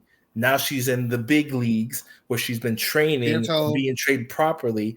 I need to see that payoff. And those new moves that you were requesting will be shown over time. We just got to see. It's going to take time. Can't tell if Lewis is a hater or a sexist. Can't tell. Wow. But moving on from Lewis's hatred. And if they aren't, Brian, I don't want to hear it. The moves are coming. Sami Zayn ends Gunther's Intercontinental reign in a very impressive match that basically stole, what was that, night one? On before the main event. I thought it was close to being the best match on night one. Sami Zayn pulling out some old moves. Gunther's long reign of 666 days. I'm pretty sure they didn't think about that when ending the reign. But what do you guys think about this impressive matchup and Sami Zayn getting the win? First of all, this is one of the matches where the promo hype package for it was very well done because some of these matches, the story was pretty straightforward, but then when you see the hype package and then you really see what they were aiming for, it was brilliantly done. This match essentially was the Rocky 3 storyline with the Rocky 4 antagonist. That's essentially what. Now I have. Yeah. Now I'm going to pull a Lewis and show some hatred, but continue. Yeah. Continue. That's what it was. And as far as the psychology goes in the match with the Gunther being the aggressor, and they kind of tied back to Elimination Chamber with Sami Zayn when he was going after the title, having his wife out in front. This was also another a very emotional match, and I love that Sammy called back to his El Generico days when he hit that brain buster in the corner, which I've seen highlights of Sami Zayn before WWE when he was El Generico with some of the stuff that he was doing. That move right there, that was a finish that he did like almost every night on the Independents. And when you look at it, just think of the core strength that it takes to the brain buster someone. The fact that he pulled it off added to it really did on Gunther. beat him. On Gunther. On Gunther of all people. I mean, I've seen him do it. I've seen him do it to Kevin Owens on the Independence, where Kevin Owens was a shit ton heavier than he is now. So, the action was impressive in of itself. But Daniel, I know why you're about to hate on this. I already know. But it was a great match. It was great to see. This is the second year in a row that Sammy's had his moment, and I know Daniel was just frustrated about it because based upon the story and the storyline, it just made sense for another guy to have the moment other than Sammy. I already know, but at the end of the day, I'm gonna interject. That's not the issue I have. I'm finished. You can go ahead now. Let the man finish. I'm already done. The issue I have is he stole that man's story. He stole that man's story. He stole Chad Gable's story. Word for word, page for page, person for person. He got his family involved, and Chad Gable never got that moment. He cheated him. They stole his story. That's all it was. This is perfect casting. And you know what this might lead to? Maybe this will be Chad Gable's Drew McIntyre story. The man had everything going. He lost. And what happens? His good friend takes the win from him, gets his WrestleMania match that he was supposed to get. And, I guarantee, again, already jumping over to Raw, but, Sammy already promised him a championship match. Guarantee Sammy's going to win. And I'm just going to call it now. I see Chad going heel. I see him going heel. Because I think it's Chad going to be going heel, or is he just going to be telling? Is he going to be going heel, or is he just going to be telling the truth? It'll be perceived however you want to perceive it. Now it'll be heel because Sammy is such a sympathetic babyface character that it will be portrayed as a heel. As a heel, he may be telling the truth, but like I said, Sammy is so sympathetic that I think people will still treat Chad as. I'm not blinded. I'm not blinded by Sami Zayn. He's conniving. No. He's manipulative. He's just a conspiracy theorist. I'm just saying. Yes. Yes. Forget that was just a short while ago. as much as I don't want to agree with Dan after that last segment, but I will agree. I mean, I don't know. That's why I said what I said, because maybe this is just one of those moments where it's like, yes, they probably saw that everybody wanted Chad, but they were hinting at it so much that I think we all kind of thought he would get the moment. But then seeing the way that gauntlet match went, I was like, are they really about to give it to him, to Sammy? And when he got it out, and everybody online, spoke, and I felt the same way. I'm like, he doesn't need it. The man had the best WrestleMania moment last year. Yes, there's a story. Oh, well, I need to find my way to WrestleMania and get my match. I'm like, but did you really need it? I'm like, Chad is somebody who is. Everyone says the same thing about him. Everybody says the same thing about him. Like underutilized, underdog, great workhorse, has great in-ring ability, which we all know and see. And he had, he lost to Gunther, but we all know it's because he was passing the honky tonk man. But him kind of coming back to WrestleMania, I feel it would have been a much bigger pop. But hey, this could be leading to something better, which is what I'm hoping for, because I feel like he deserves it. He's one guy. I kind of don't want him to be heel to win, because I feel like he has that pure underdog, story in him. But maybe the heel route might be the best way for him to finally break out of that character, I guess. I don't know. Mm-hmm. And also on top of that, because I didn't even talk about the match was great. That brainbuster, I had never really seen anything like that. Mm-hmm. And that I was like, the fact that he pulled that move off on Gunther, who's not a small man, was amazing. Great moment for Sammy, but like Dan said, he really didn't need this match. He didn't need this win. But hopefully it leads to something better for Chad. Mm-hmm. I mean, he did his job in the match. Yeah. That was a again. I don't think Gunther can have a bad match. I just don't. Like you put him in there against the great Khali, he's gonna find a way to make it work. Like, I think he's that great of a wrestler. Like where you put him in with anybody who's smaller, bigger than him, he's gonna figure out a way to have a great match. But Sammy's the awesome partner to have, great wrestler in the ring. That brainbuster in the corner on the turnbuckle was insanity. But Sammy picking up the win, man. Congrats to him. Hopefully, he can have a good reign, and there's a good storytelling there with Chad Gable back and forth, and maybe Gunther gets a rematch. So we'll see what's happening down the line. Moving on to Logan Paul overcoming the odds, retaining his United States title over Kevin Owens and Randy Orton. What do you guys think about this matchup? Logan Paul, I thought he was impressive in the match. What do you guys think about the matchup?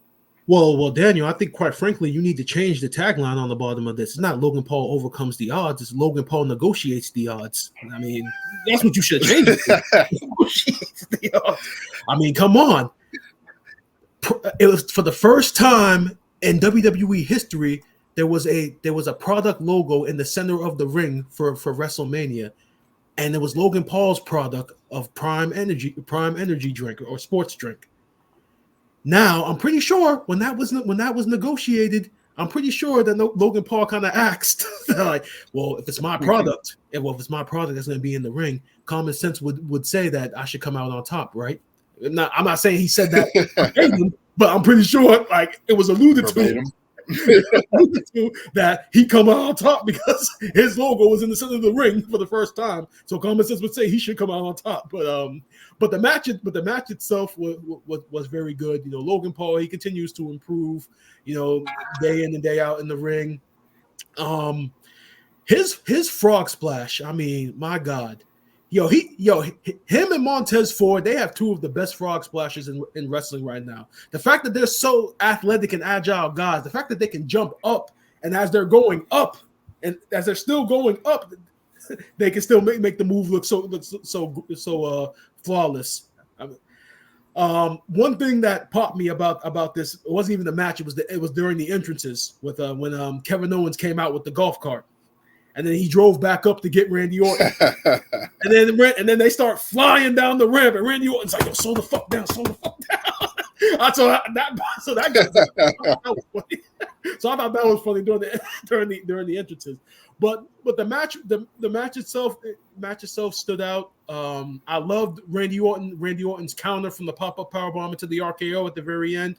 I actually think that's another one of his RKO counters that you can add to a highlight list. But other than that, I mean, Logan Paul comes out on top. Now, if we want that LA Knight versus Logan Paul match, now is the time. Now is the time to strike while the iron is hot. But it was a good match, and Logan Paul won twice. He retained the United States title, and his the logo of his sports drink was on the WWE mat for the first time. So he won twice. Yeah. I'm not gonna lie. I think I kind of I don't know why I had my blinders on with this match. Maybe because I don't think I was paying attention like too much to the build up to this match, but then after everything Brian said, him having and which was announced too, which I don't know why I didn't take into consideration with my pick, but I don't know. I just thought with he's had a decent, not decent, but he's had a good title reign. He's had obviously he's been promoting the brand. Obviously it's his brand as well, but he's been carrying that title everywhere, public events, UFC stuff, everywhere he goes, he carries that title. So obviously he's still representing WWE everywhere he goes. But the match itself was great. You have greats like Kevin Owens and Randy in there. I think more so was just Randy coming back. Why not just give him another title run and kind of just start off the year like that? But Brian made a point the first that is beneath him. Is it though? Hey, we don't know Yes. we don't know how much longer we got Randy with us too. You know, And plus, Randy Orton. Sorry to cut you off, but Randy Orton has been in the U.S. title match at WrestleMania. As a matter of fact, it was a fatal 4-way. So it's not beneath him per se. No, when was the last time Randy held any mid-card title? Besides he doesn't need it. Yeah, the tag team titles. Yeah, he's the main event guy. Okay, he is a main event guy. Okay, but still having a mid-card title will still put you on the card. I mean, I don't care. Still, Randy's my guy. I would love to see another Randy championship reign. I don't know if that's in the cards for him, but because of maybe what it entails, but I still think Randy can go. And I mean, he looks great. And Randy's a vet, yeah, Logan again showing why he's in WWE, why he's the champ right now. Obviously using his heel tactics again, and at this point, people should know that he's always going to have somebody from his entourage come out and help him out. And now, obviously, with the brass knuckles just like popping up everywhere, which I think he needs to switch it up, but. Oh yeah. Hey. Speaking of William Regal. So Daniel, before you continue, so Lewis and I kind of got into a little discussion about Logan Paul's right hand, and I had to repeat to him that Paul Heyman legitimized that right hand, so therefore we have to take it seriously. But now that since he used the brass nuts in the match to knock out Randy Orton and Randy Orton kicked out, now the right hand is not legitimate anymore. So now that punch means nothing. It means nothing because somebody with brass. Now it's just a super punch. Yeah, brass nuts on, somebody still kicked out. So now the punch is just now the value of it is. Hey. William Regal's power of the punch worked wonders, okay? It worked wonders. Logan Paul can have it, right? Logan Paul can have it. But no, I thought that was a good match. Logan Paul, again, it's crazy how impressive he is, especially what Brian was saying with the frog splash. He basically does like a full kick out with this frog splash. So that's very, very, very impressive. It would put D'Lo Brown to shame. D'Lo was a little heavy, so it was a little different there. But yeah, just impressive from Logan Paul. He continues to impress. Great match from Kevin Owens and Randy Orton, two guys that if you want somebody who's a little young to the business and stuff like that, and you want somebody there to know, be on the ins and outs of those moves, I can't think of two better guys than those two guys going at it. And I just love the buddying between Kevin Owens and Randy Orton throughout the weeks leading up, and then towards the match of those guys going back and forth, and then eventually having to come to grips with, hey, we got to go at each other if we want the title. So ultimately, who was the guy that took the RKO on the table? Is it Speed? Is his name, or whatever the case may be? He took that bump. ISO Speed or something. Yeah, he's a very famous streamer. So Yeah. So that was cool, and it's always cool that he has his prime guys out there and stuff like that to help him. I kind of think of it's like Shane in the Mean Street Posse, and those guys just get their ass kicked, but they help him win. But I thought it was a good match. Logan Paul continuing to retain. Hopefully, we can get that LA Knight feud going forward, but we'll see what happens. Let's go to our next segment. I know somebody who's going to be very happy about this. R-Truth getting his WrestleMania moment.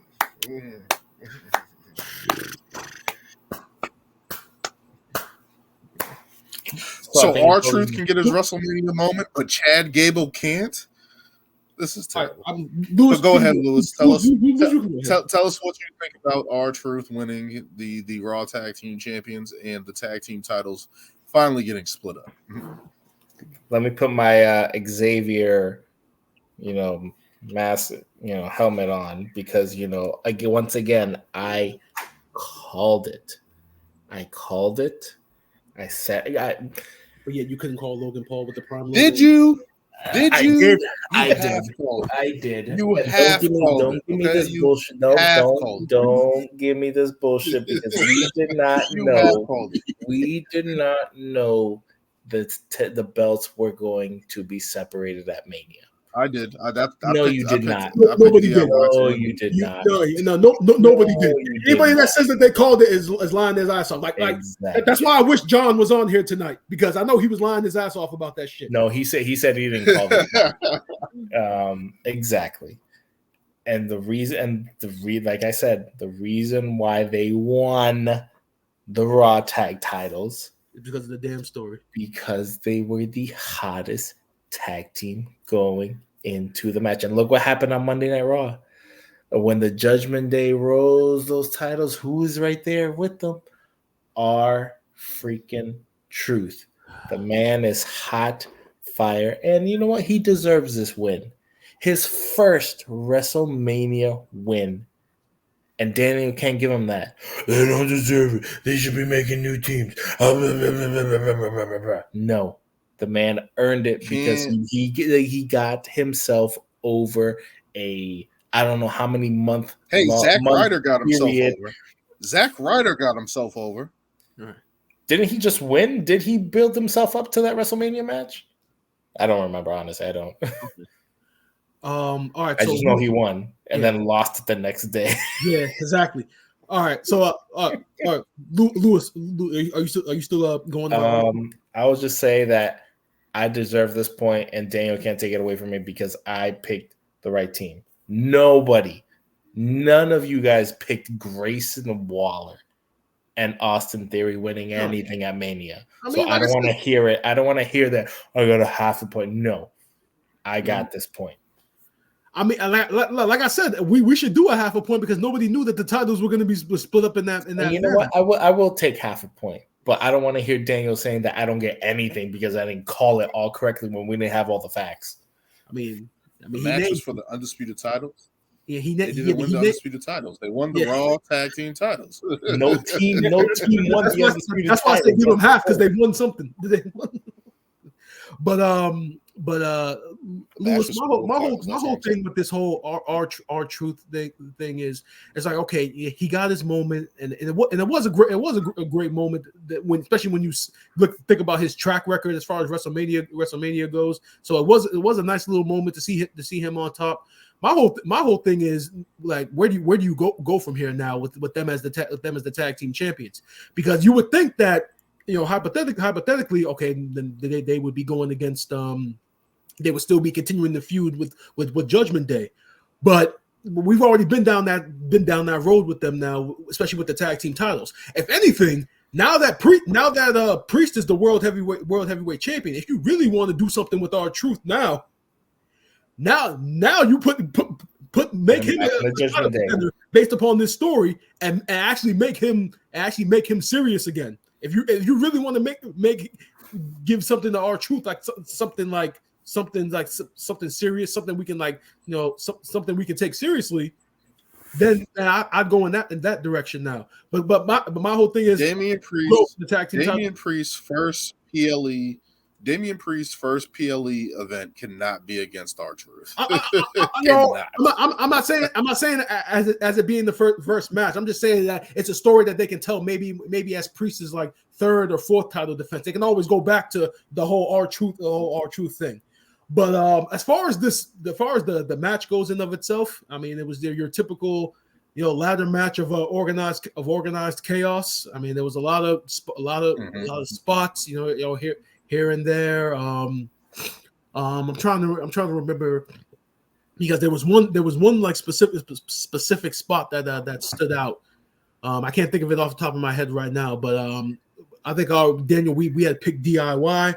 I didn't like how they were leaning into the whole Regeneration X DX thing. They had Ciampa came out looking like they both came out with DX like gear with the graphics and everything. Watered down Triple H. Exactly. So, like, come on, these guys are the heart and soul of the black and gold NXT right here, and like they stand out on their own. You didn't really need to incorporate DX in that manner, but I get why they did it. New Cash Republic, Pete Dunne and Tyler Bate, they had a good showing. I love the airplane spin that Tyler Bate did initially with the ladder on his shoulder. Yep. That was impressive. I mean, it pretty much was your standard ladder match. It was organized chaos, and it was entertaining. And like I said, the only thing I don't like having R-Truth and Miz winning the tag team titles, because like I said during our prediction show last week, I thought that like if the goal is to split the tag team titles and you want to bring back like legitimacy to them, then you want to put them on the two best teams. You could have had a situation where on the Raw side, you could have given them a DIY, and that's your great in-ring wrestling team. But then you got over here on SmackDown, Austin Theory and Grayson Waller. Honestly, as heels, that's your entertaining heel team. Because as much as crap as people talk about Austin Theory, since he's paired up with Grayson Waller, as far as like a heel team goes, entertaining wise, you guys don't like it? You don't think Grayson Waller has added something to Austin? No, I'm just saying I like it. I just think Lewis is just showing his haterism. That's all it is. He's doing a lot of hate on the show. You know what? I will because you honestly, I feel like Grayson Waller could be a great heel on his own. He doesn't need Austin Theory. And the reason why they're together is because Austin Theory couldn't get over himself as a heel. Hey, we don't know that. We don't know that. Okay? We don't know that. He won Money in the Bank and cashed in on the what title was it? The United States Championship and lost. Who was in charge? Who was in charge at that time? Exactly. And that's why Austin Theory is still struggling right now, because people can't get the taste out of their mouth for what that motherfucker did to him. But still, who handpicked him to be the next superstar? And now that's not his own fault. He was primed. That's not his fault. That's not his fault. Look, who chose him? What was his name? Who chose him?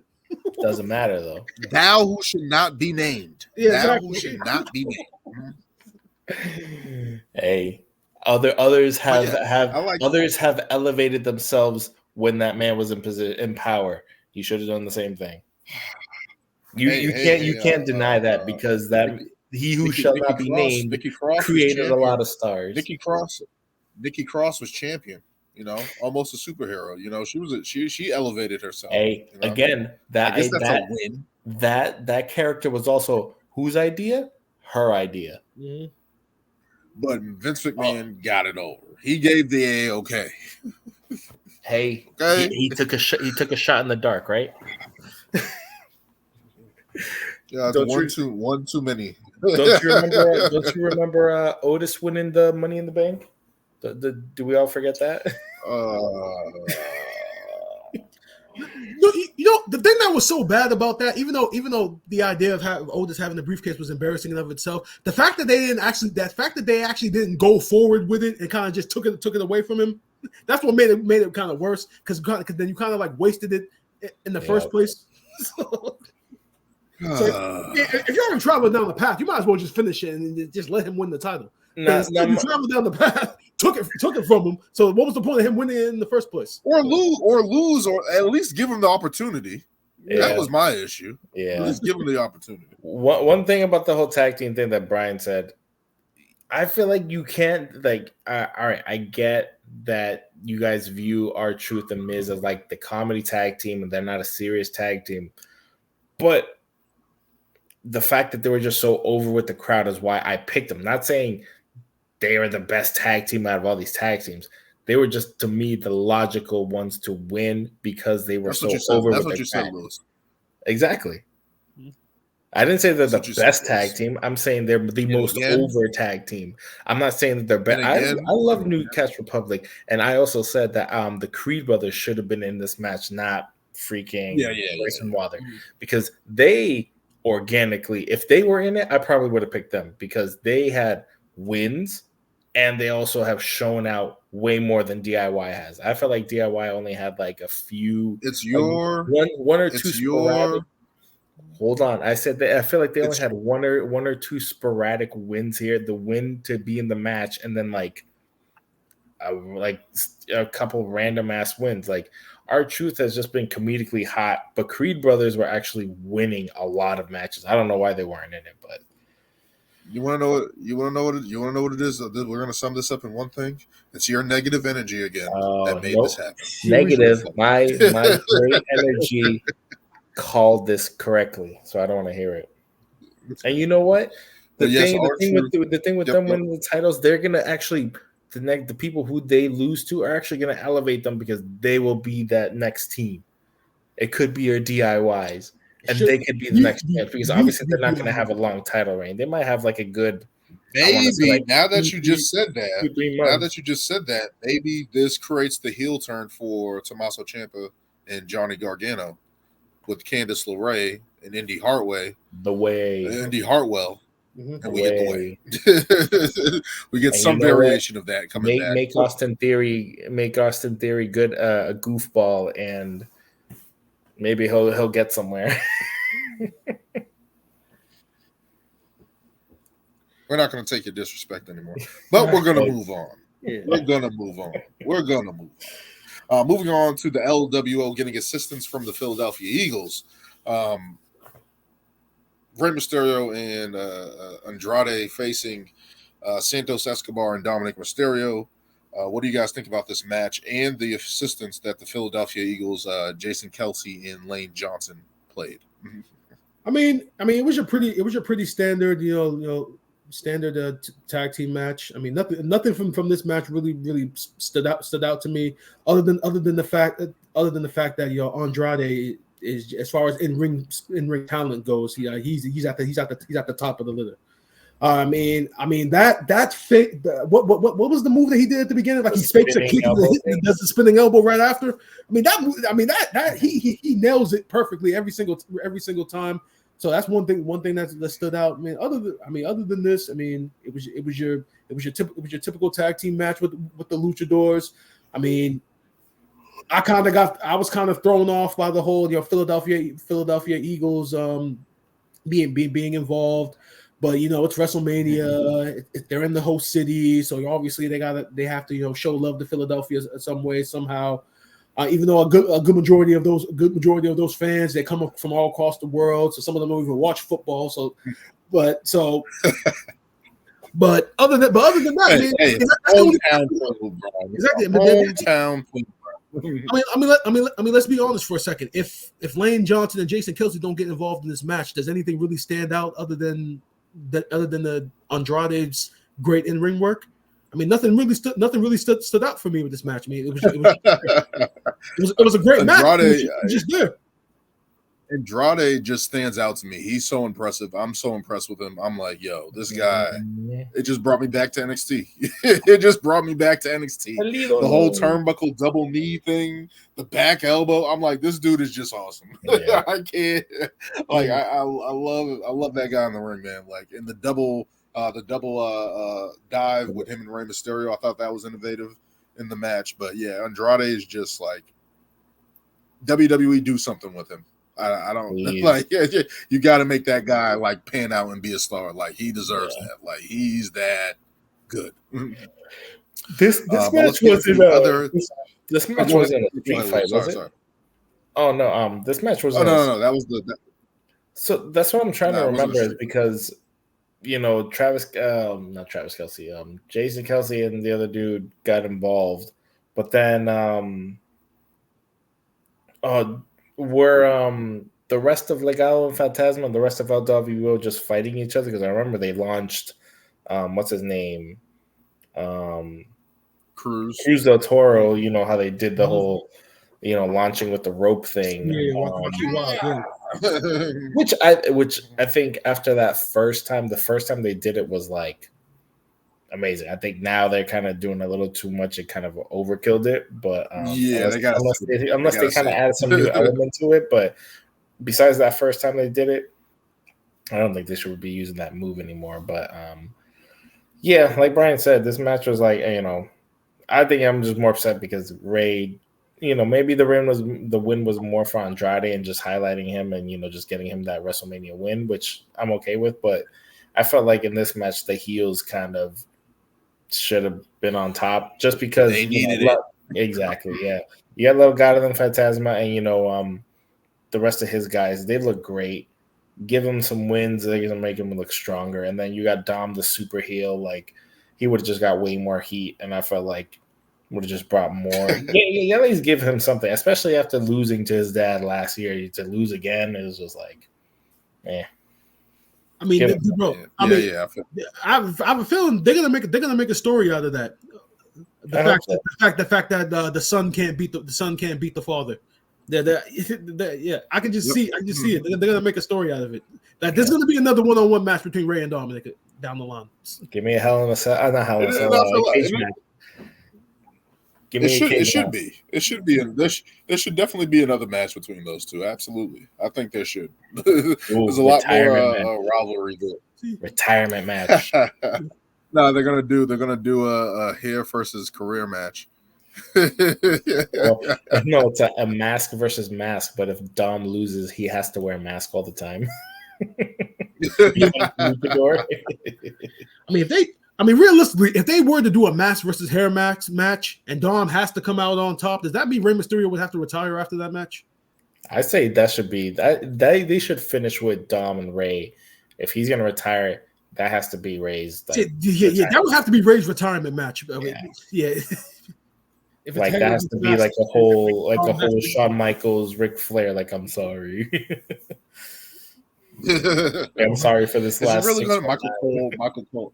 Michael Cole. Is he really going to retire his father? This punk kid. This punk needs a beating. Michael Cole just going ballistic on the call. But let's get into our other tag match on the night. The Pride take down the Final Testament, which was a good fun match. Bubba Ray was the special guest referee, which I thought was a nice touch being in Philadelphia. It was just a good fun match, and I just. Let me, before you continue, Dan. This is why this match annoyed the shit out of me. See, it's the same thing that Lewis has said about the tag team titles about like how we didn't know that they were going to be split. We didn't know how the match was going to be. We didn't know how they were going to go about it. So it kind of impacted our predictions. That's exactly what the fuck this match did. Had I known Bubba Ray was a special guest referee, had I known that the match was going to be sponsored by Snoop Dogg's new drink, gin and juice, and he was going to be on commentary, we knew all of that beforehand. Everybody would have picked Lashley and them to win this match. Oh man, that is 100% made it so obvious. This match was so pro Philadelphia that it was too obvious that Lashley and them were going to win. Now, granted, it was still a great match. Even though some people, when they think about this match, they think about the table spot at the end when the table broke on them when they were trying to set it up. Even though they got it right, they got it right at the end. Yeah, they got it right at the end. But me and Lewis had even said when they were setting the table up that one end didn't look right. That looked like it was the table looked kind of yeah. So you kind of knew something was going to happen. But they made up for it. Montez Ford, the one thing that I love that he did is that when they set up the table, he tried to get the crowd back into it again because the crowd was into it when he was going for it for the first time. So he didn't forget that we gotta get the crowd back into it because it's gonna add to this spot. So only veteran. So apparently, according to a lot of other wrestling insiders that I listen to, I mean that's a huge veteran thing to do. Some guys, they make a mistake. They try to make up for it real quick, not thinking about the crowd to try to cover up for it. He kept the crowd involved. So it was almost like that mix-up was a part of the match. So when we went to SmackDown, me and Lewis went to SmackDown. He was very animated with the crowd, Montez Ford. So that's his stick when things are going on. He's always trying to keep the crowd involved. So definitely one thing that he's doing really good. Yeah. I like the match. I thought it was good. I thought it was a nice ode to Bubba Ray. He's not even with the company. Is he still with Impact? No. I know he was doing some things down there. But he's working for Busted Open Radio. I don't think he's he's exclusive to Impact or anything. He shows up every now and then. I think he had a little story with Tommy Dreamer down there. But he's not exclusively signed to Impact or anything. He just moves around. Maybe something like Jordan Grace where they work with talent and stuff like that. So just kudos. It was great. It was a nice touch just to see Bubba out there and him put on the glasses and kind of direct traffic with the what's up with the Street Profits and stuff like that. And unfortunately, I believe we all picked Final Testimony. Yeah, we did. That's why everything Brian said was right. It was like, if we would have known all of these factors, if this would have been the gin and juice street fight or something, like we would be like, all right, the baby faces are taking this. Like I don't know how to feel about WWE right now. Gin and Juice sponsored the Street Profit, the Pride match. Wingstop sponsored the Black Avengers match. All right, WWE, what are we doing? What are we doing? Daniel, why don't you have to put that out there, bro? So now you're making me think about it. Like, I'm just saying. Liquor sponsoring one black team, chicken sponsoring the other black. I don't know. I mean, just something I noticed with the overwhelming sponsorship from WrestleMania. Just the overwhelming sponsorship. Yeah. I don't know if I like the sponsors everywhere. Like, I don't mind it. If it's like one certain match, like they've been doing with like the Cinnamon Toast Crunch or the Slim Jim, or it's like, okay, this is an instance where it's a big thing. But every match had something, and everything. I believe even in the main event, they had the white sponsor. I don't know what sponsor. I might have been Michelob Ultra or whatever. But they had the white sponsor there, and it just distracted me because I'm like, yo, this thing is like annoying watching the match. I just couldn't get with it. I kept asking Brian, and I was like, dude, does that sponsor say dude wipes? I'm like, are those just yeah. It did. Yeah, I'm like, yo, they just getting money from everywhere now. Yeah, bro. We got the biggest. They're done. That's over. It's a business is open now, man. Yeah, business is open for sure. It's right. I mean, hey, UFC. If you look at a UFC ring and look at all the sponsors in that, it's like Monster and all the stuff, all the products they have. Like, yeah. I forgot who said this. I was watching something. I can't remember who it was. But they said, is there going to be a time where wrestlers are now getting sponsors on their gear? Mm-hmm. And I'm like, maybe that's something that can definitely happen. I don't know, especially with WWE now, where it's like they're kind of a little bit more loose with their wrestlers getting sponsorships and doing their own thing under this new regime. And it's going to be interesting to see if that happens. Because if that starts to happen, that's going to change a lot of stuff happening. Definitely, especially in the money game.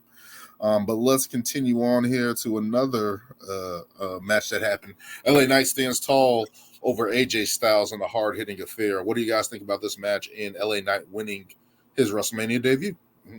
Now this was actually a very good match. One thing that stands out, LA Knight's entrance. I guess against he is the ultimate spokesperson for Slim Jim. When he went ringside to give that woman the sweepstakes. I actually thought it was kind of funny because it was almost like that woman had no idea what the hell was going on, and it's like, lady, this sweepstakes is the reason why you're sitting ringside. Like he's literally coming up to you to pretty much show that, like, yeah, you won this sweepstakes, and he's the spokesperson for it. And she looked hella confused. Her friends around her are trying to tell her, like, hey, yo, pay attention to this, yo. He's coming over here. The camera's right there.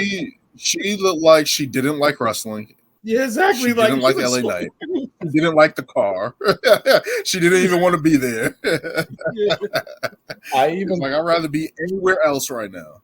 I even told Brian, I was like, what the hell is that lady going to do with that type of sports car? I'm like, there's no reason for her to be driving that. Yeah, probably give it to a relative. You got to flip it. That's an easy what, 50K, 60K? Mm-hmm. If you want to auction it for like 100K, flip the car. But then AJ Styles came out with a brand new entrance theme. I know some people weren't necessarily huge fans of it. I mean, I thought it sounded decent. Yeah, Right. I mean, it sounded good. It sounded decent, but like we always say about AJ Styles, you're never gonna get a poor performance out of him. It was definitely a great match. You know, I love the finish. AJ Styles going for the phenomenal forearm. You know, he gets countered. You know, LA Knight hits the BFT match is over. Definitely was a great great showing from both men. Very glad that LA Knight finally got his first WrestleMania match, and it being against AJ Styles. Now that Rock has gone off in the away now, maybe Rock's shadow won't be impacted LA Knight as much moving forward, because the crowd is still hot for him. They were hot for him after he won that match. So I like I said before with the Logan Paul now retaining his U.S. title. I think moving forward now if you want to have that match in that program, I mean, I'd pull the trigger now with LA Knight. Yeah, this is a good match. They gotta save it for Cleveland, man. They gotta save it for Cleveland. That's what I was thinking too. Let him win that title at a big PLE.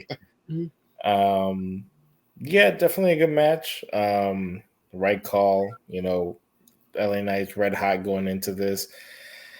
I just don't like the expense of AJ Styles, but again, AJ's a veteran. You know, I think I was talking about before, like, you know, he's getting up there, you know, and I don't know how much more AJ Styles we are going to get. I mean, he still looks like he's in great shape, kind of just like Randy. He did say that he's thinking about retiring, like in a couple of years.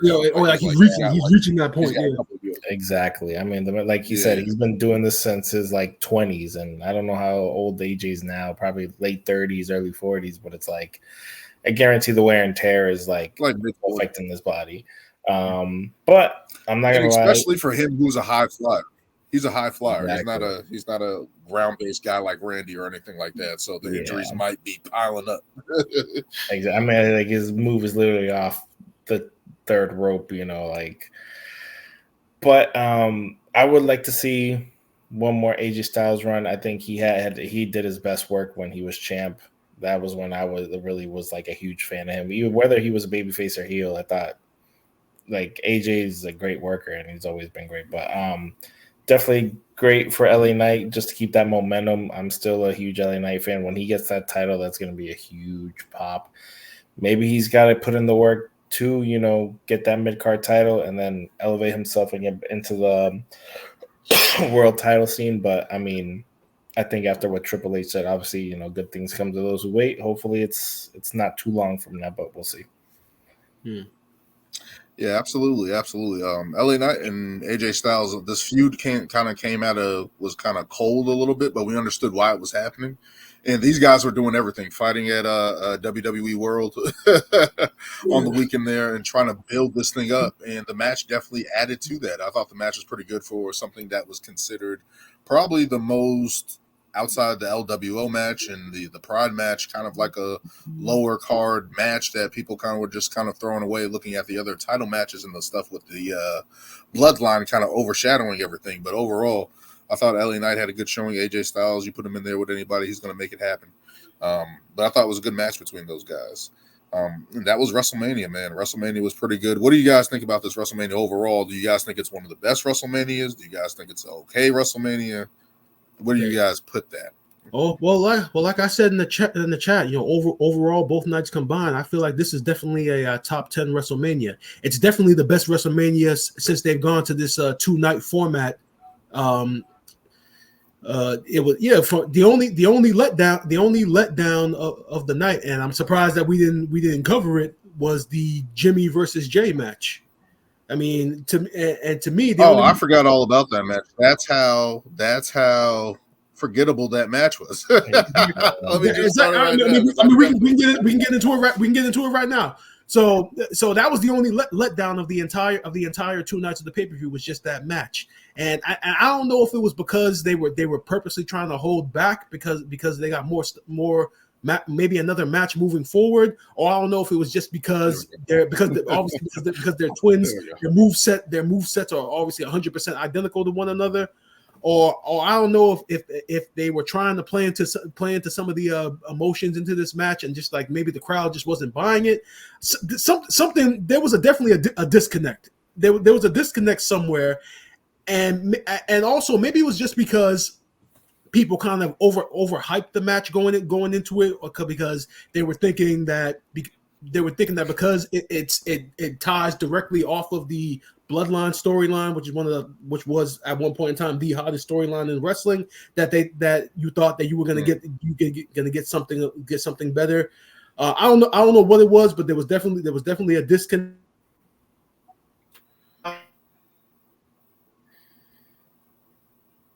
Uh-oh. Did we lose Brian?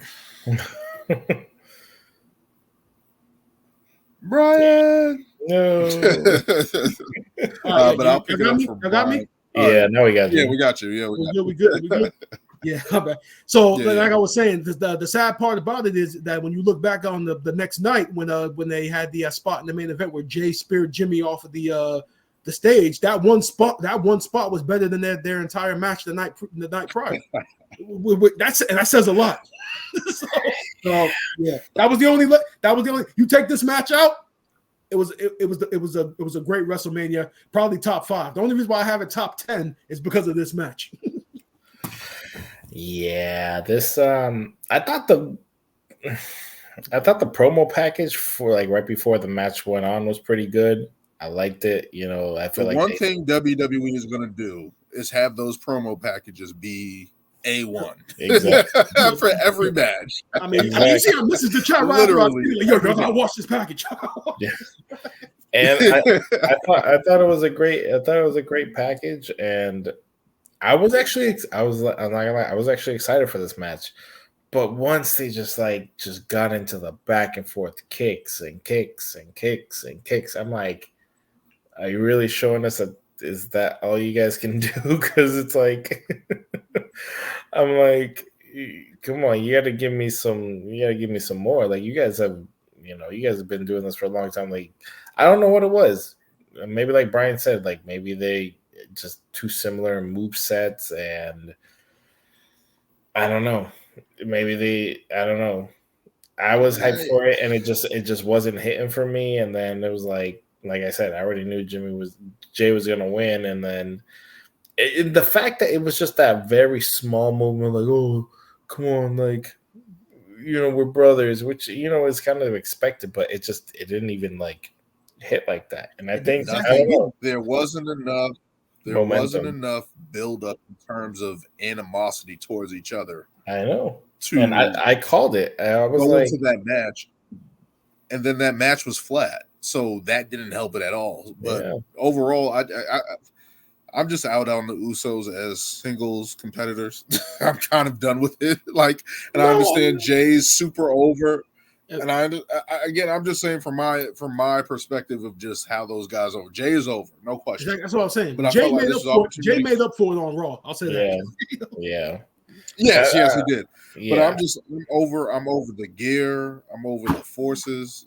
I'm over I'm just done with it. And that match soured me so much. I'm just like, this was supposed to be something like a subplot with the bloodline.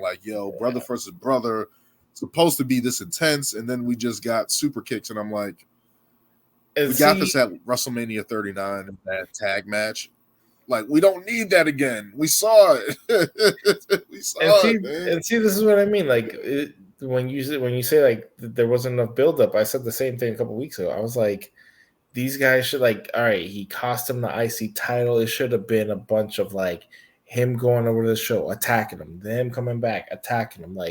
It should have been so many instances they should have security breaking them apart.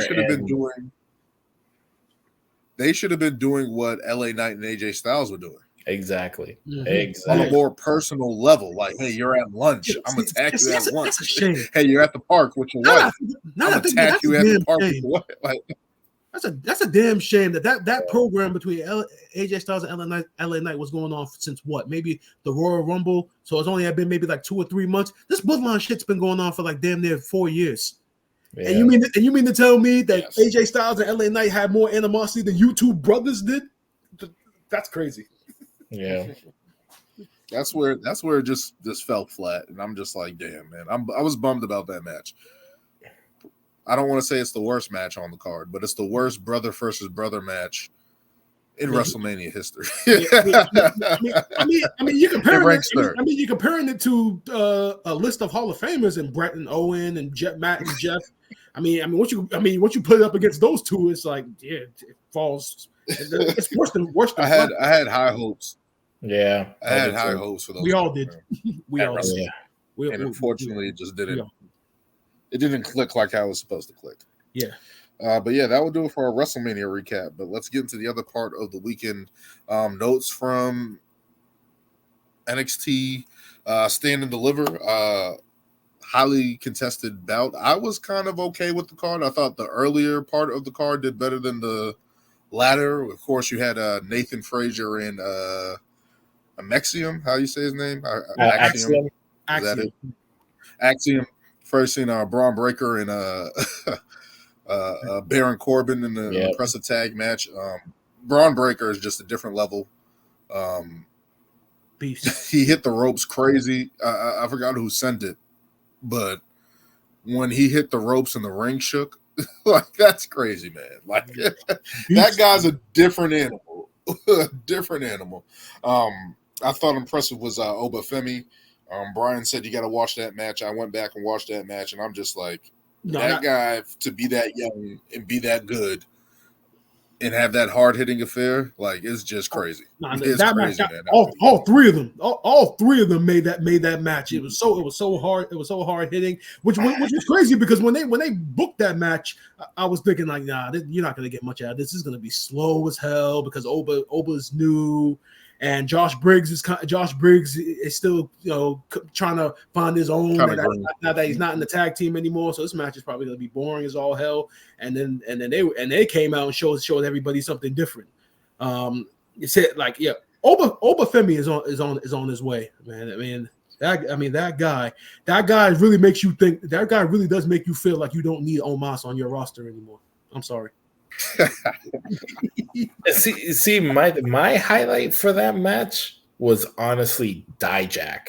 I've been a fan of Dijak since when he was feuding with Keith Lee, and they had some crazy matches. And like during this match, he was doing crazy stuff. This man can do so many things off the top rope, which honestly I get nervous just because he's that big, and then I'm like, leg injuries, but the man pulls it off with ease, and the fact that they did that, like literally 3 guys stacked on top of each other and then dropped, like was nuts. And I'm not gonna lie, I thought that Jack was actually gonna get the win, but I know they're hot on Obafemi, so I don't know. I haven't seen too much of his stuff, but I was kind of hoping to see a little bit more of what he can do. But he's a beast. It's also a triple threat match, and I feel like they were highlighting more of the other guys than him, and that's why he kind of got the win. Mm-hmm. So, but it was also that was an amazing match, though.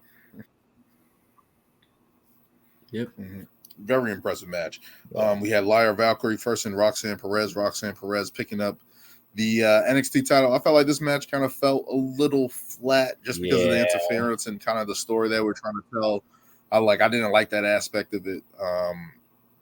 But overall, I thought it was a solid match. But it's like they didn't need the interference, in my opinion. But Roxanne Perez picking up and being a 2-time women's NXT champion. So kudos to her and Lyra Valkyrie. Ilya Dragunov picking up the win against Tony D'Angelo. And I'm not a high Tony D'Angelo fan in NXT and stuff like that, like his character and stuff like that. But he had a good match. I like that match from him, and I thought he showed a lot of resilience. I thought it was a good match between those two. And it was just an odd opponent. Yeah, but that NXT's WrestleMania. Yeah, but that match is going to be the beginning of him going back to being a heel, because the fact that his henchman tried to give him the fucking brass knuckles, he refused, like, yo, I'm not doing that, and then he still ended up losing. See, he was honestly, Tony D'Angelo, when he first debuted, he was a better heel. He's a better heel than he is a babyface anyway. So I saw Tony D'Angelo when the NXT 2.0 first started, and I was like, we're really going back to caricature characters. Like, I think that's why We But were. we were. Vince is fucking NXT. Yeah. No, exactly. We don't need to get to that. And but from Yeah, what we I were. saw, like package wise, I like the whole like the Dawn thing, and it's not super. I mean, he's still doing this, hand gestures or whatever, but it's not as like cringy as I was like the first time I saw it, and I was like, "Yo, I can't watch this." But him as a wrestler, I thought he actually showed out very well. I hadn't seen a lot of his matches. I know, no, that's not true. I saw when him and his boy in the group won the tag titles, and I thought they had a good match. Yeah. But this match was him singles, and I was like, hey, this dude can go. Ilya is just a great. I think that dude is a star. It's crazy how like he's literally another guy who's like a Chad Gable in stature, but like I don't know what it is with the way he sells his hits and the way he's wrestles.